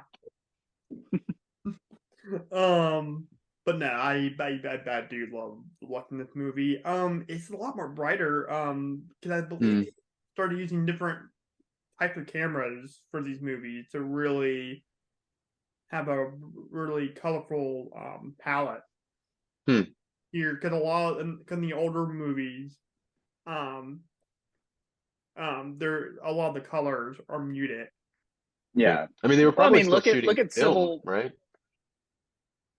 For Iron Man, were they were probably still shooting film for that point. Iron Man was on film. They switched to digitally pretty shortly after that, but I'm not sure when that break was. I don't remember if they said that in the book that I read, but anyway. Iron Man, maybe. But what was I going to say? Well, I mean, we talked about Civil War. We didn't really talk about the visual palette of that movie, but you know, the big action set piece of that movie just takes place at an empty airport where everything is gray, and it's choreographed really well, but visually, otherwise, it's not very interesting.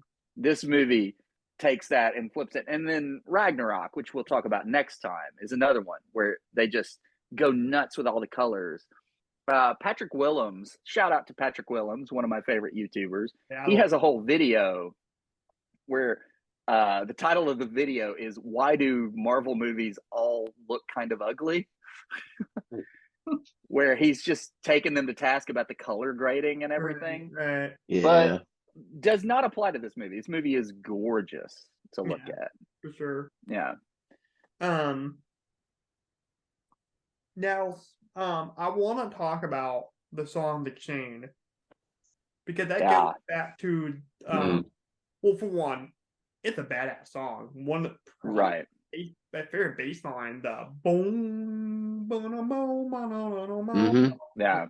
And you got the that guitar solo there, but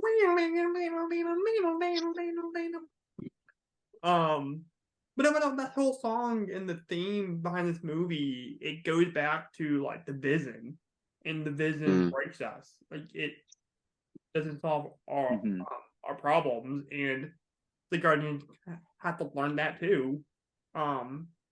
Thankfully, a lot quicker here. Yeah.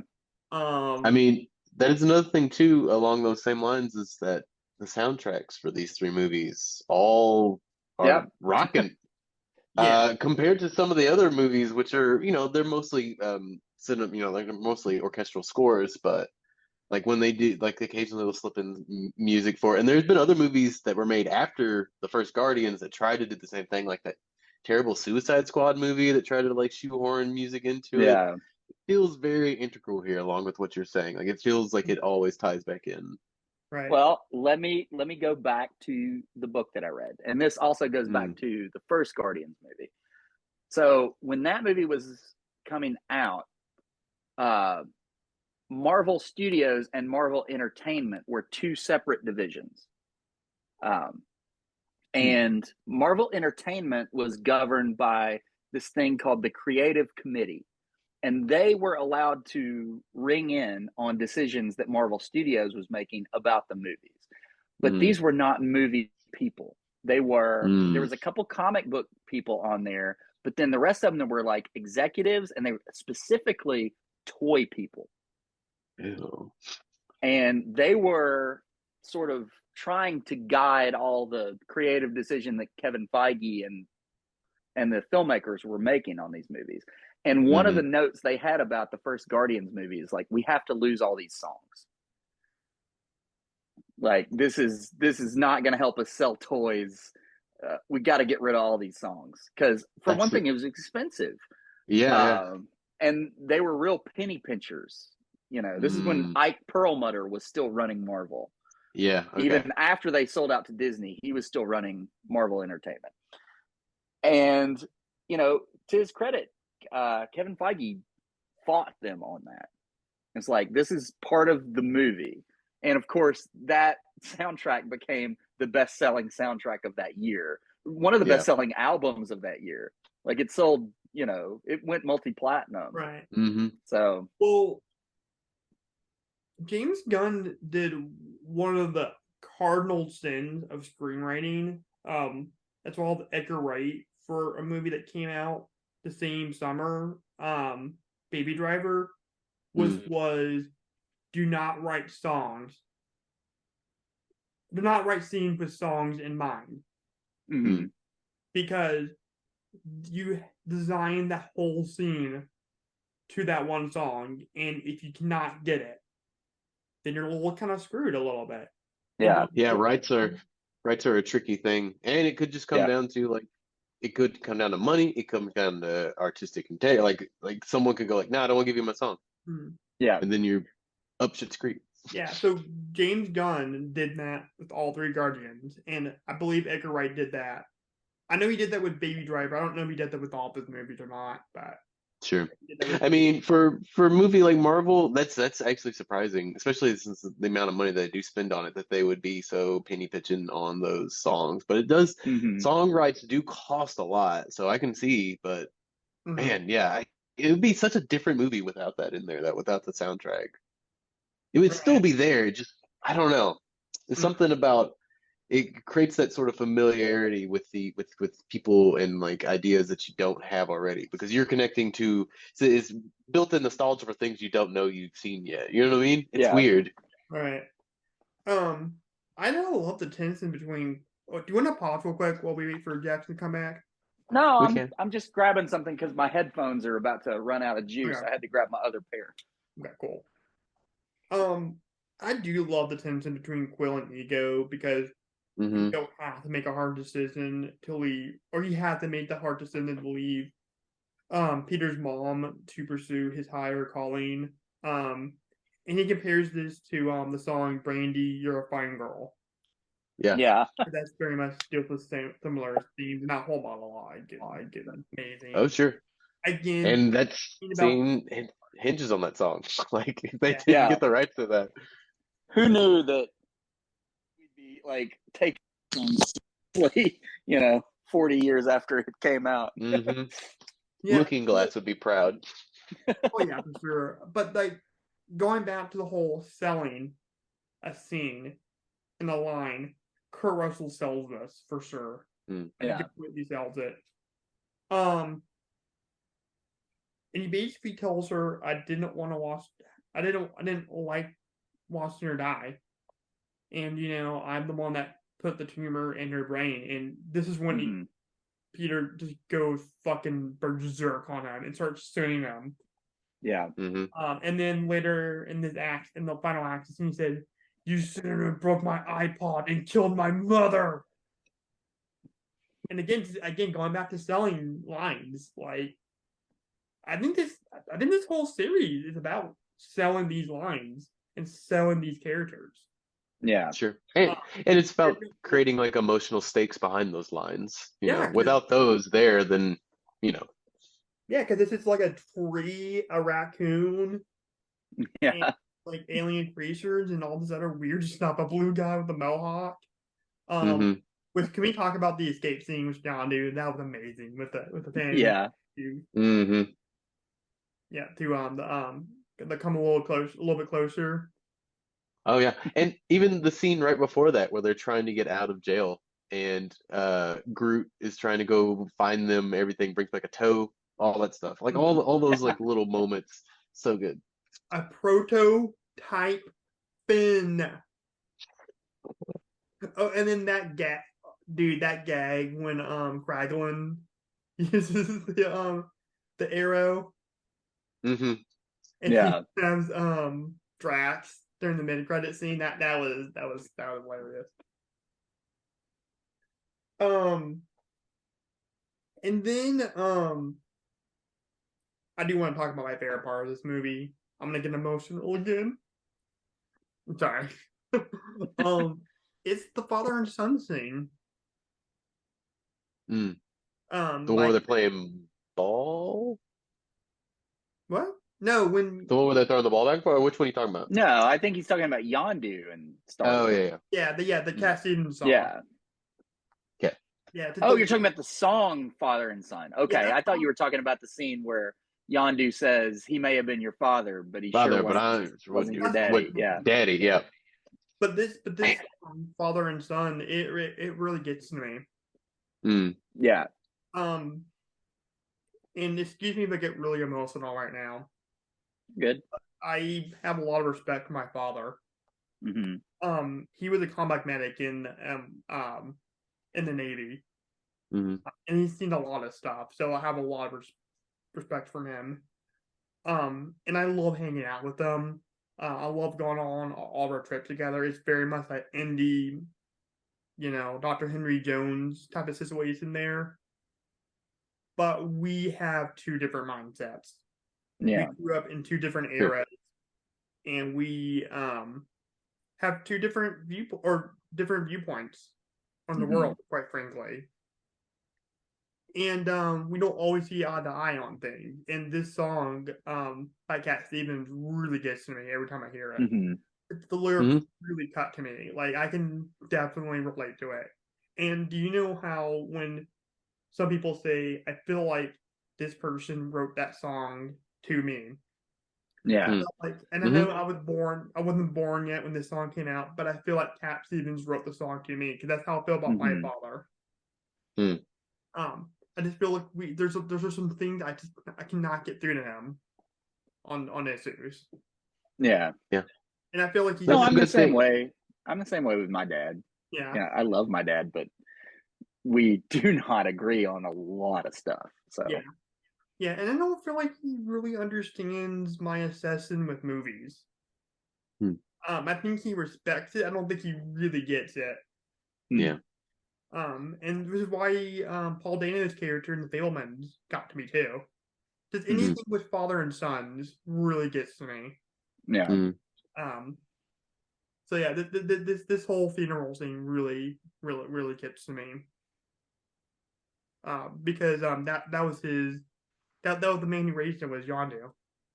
Hmm. And then the scene before that when he goes to the whole montage, him teaching them stuff like how to fire a Hmm. gun and come flying with rockets, all that. It's just and I it's mean, it's the whole thing that really sets the plot in motion too. It's like the reason Ego goes to find him is because Yondu was supposed to take him, and then he doesn't take him because he sees something in him. He doesn't want to take him to essentially be killed by Ego, and so like, it's a great way of like the plot doubling back on itself and like paying off emotionally. It's nice. It's really when it's done really well, it works. right. Yeah, Yeah. yeah, for sure. But yeah, I just love that. I love that song. It's one of my favorite songs of all time for that Hmm. reason. And I have to emotionally prepare myself to hear it because if you want to see me cry, start on that song. 'Cause I will cry. It just hits so deep to me. Hmm. Yeah. And I remember I actually watched this movie the last time for this months ago to get ready for Hmm. three. And my grandma came over right because this was like on my birthday. Hmm. Hmm. And she came over, she bought some lunch for me, which was really nice. Calling you out too, Nana. Um but we're kind of talking, kind of through the movie and kind of laughing at part, but as soon as this part happened, the funeral scene, like I was holding my breath the entire time until that Yeah. credit scene happened, and you hear "Surrender" by Cheap Trick, and I'm like, ooh. Long exhale. Yeah. Yeah, this scene just has so much power. I mean, I get really choked up. I don't know. It's hard to describe this moment for me. Weirdly, the part of this scene that it gets to me the most, and I love all the rocket stuff in this scene where he's finally like he's quoting back what Yondu said to him, and he's finally making up with Star-Lord and everything. But for some reason, the part of the scene that really gets to me is when you see Kraglin and the fireworks start going off, and Kraglin, absolutely. Kraglin just is like, yes, it's so good. He did like the hand sign. Yeah. Yes. And of course, Kraglin becomes a more important character going forward. But no, going back to what Eric thought I was gonna say, them throwing that real ball thing. I like that too because me and my dad used to play catch all the time. We used to throw the old pigskin around. But I will say that is sort of like the trick. Like that's the trick they're playing on you in that scene where they're like, basically he's setting up like a fake sort of like rebonding scene for like the real one later whenever Yondu finally like it's good. It's really good. Like a double payoff there. I don't know. And it's one of those things where you should see the twist coming. Sure. Like, but at that point you're just so happy to see Peter happy. Mm-hmm. Like you kind of blind yourself to the fact that no, his dad's going to be the villain of this movie because we don't really have one yet. Yep. There's the Sovereign, but they're pretty easily dispatched. Yeah. Yeah, especially by their own Eagle's planet at that point, and he just like snaps his fingers and blows all the ships up, sort of thing. So they're like, are they really that much of a threat? And plus it's played by I think it like does that disarming thing where it's played by a certain actor. So it's like Peter Fonda playing a villain in like what's the Western? I forget the name of it. Once Upon a Time in the West. Yeah. This is that same thing where you've got Kurt Russell playing this who plays sort of a general goofball in a lot of movies. Playing this father very figure. Charming. Like we said, disarms you in some ways. Movie. That's why he casted him because Peter Quill was based off of Jack Burton. Like this character thinks he's the sit, but he's really not. Yeah. And that's why Ego's my favorite character because he's very comforting to Quill, but he's kind of stabs him in the back like he did a complete 180 or 360 on her. I love the Dustin House. The Dustin House. Not the Dustin. I love the David Hasselhoff stuff. I thought that was really funny when he turns. That's funny. Off and he said, "Well, who the hell do you think you are?" You know why David Hasselhoff is in this movie? Because he dated Hasselhoff? No, there's a whole story. So I'll tell it as quickly as possible. So David Hasselhoff played Nick Fury in a made-for-TV movie. Mm-hmm. Right. Yes. In like the 80s or 90s. Mm-hmm. And Avi Arad, who was the head of one of the heads of Marvel at that time, under Ike Perlmutter, but he was the one making all the Hollywood deals. Like sort of made a verbal agreement with Hasselhoff that's like, if we use Nick Fury in any future Marvel projects, you'll get to play him. And then of course, when the Avengers comes along, or when Iron Man comes along, they cast Samuel L. Jackson because he's more in line with the Ultimate line of Marvel Comics. Yeah. Anyway, David Hasselhoff was really bitter about that because he thought he was going to get to play Nick Fury, but they went with the better actor and the bigger star. So they sort of threw him a bone and gave him a cameo in Guardians as kind of like, sorry, the guy that told you were going to play Nick Fury, he's not here anymore.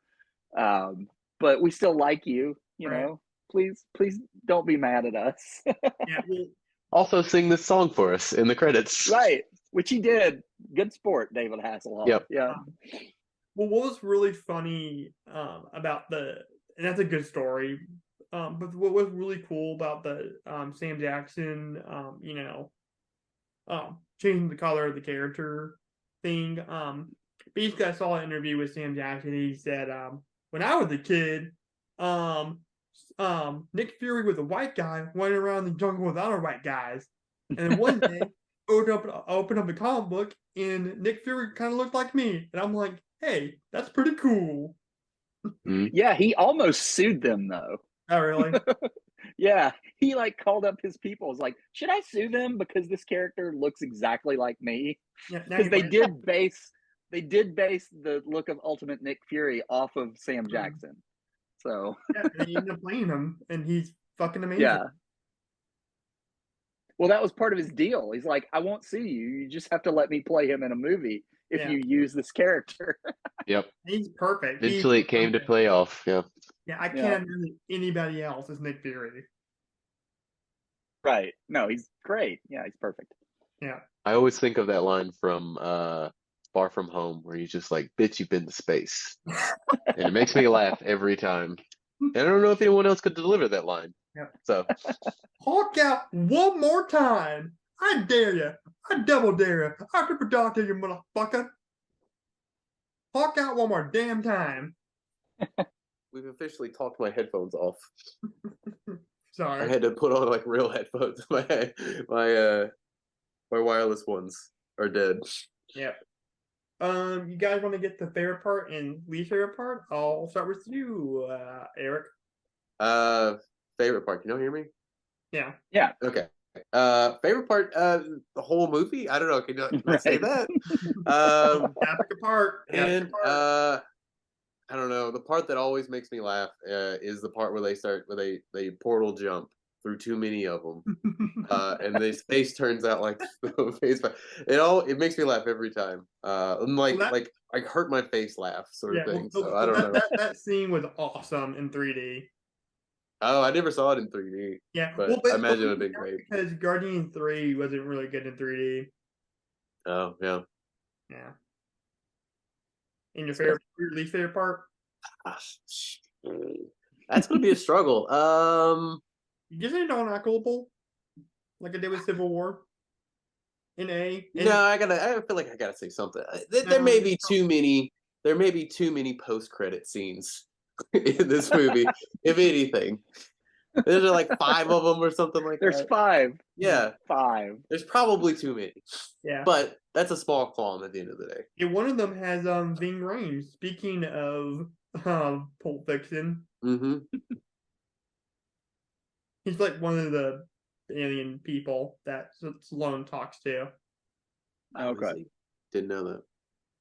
Yeah, I think apparently Michelle Yeoh and Miley Cyrus is in that scene too. Yeah, Michelle Yeoh is definitely in it. I did see her, but I didn't see Miley Cyrus. Yeah. Michael Rosenbaum, the ice guy. Yeah, I didn't know that. And he shows back up in Guardians 3. Yeah. Yeah. He's one of James Gunn's guys, right? I think so. Maybe. I don't know if he's been in anything else though. It seemed like he would be. He seemed like he would be a person that would love working with James Gunn. Michael Rosenbaum has such a weird career. Because, I first knew him from Smallville, where he was great. Yes. Like, capital G, capital all the other letters, great. And then he did, like, a couple, like, budget, stupid studio movies. And then now he's just a podcast guy. Where he interviews all his old Smallville co-stars and stuff. Yeah, I don't know. Yeah, but other people, too.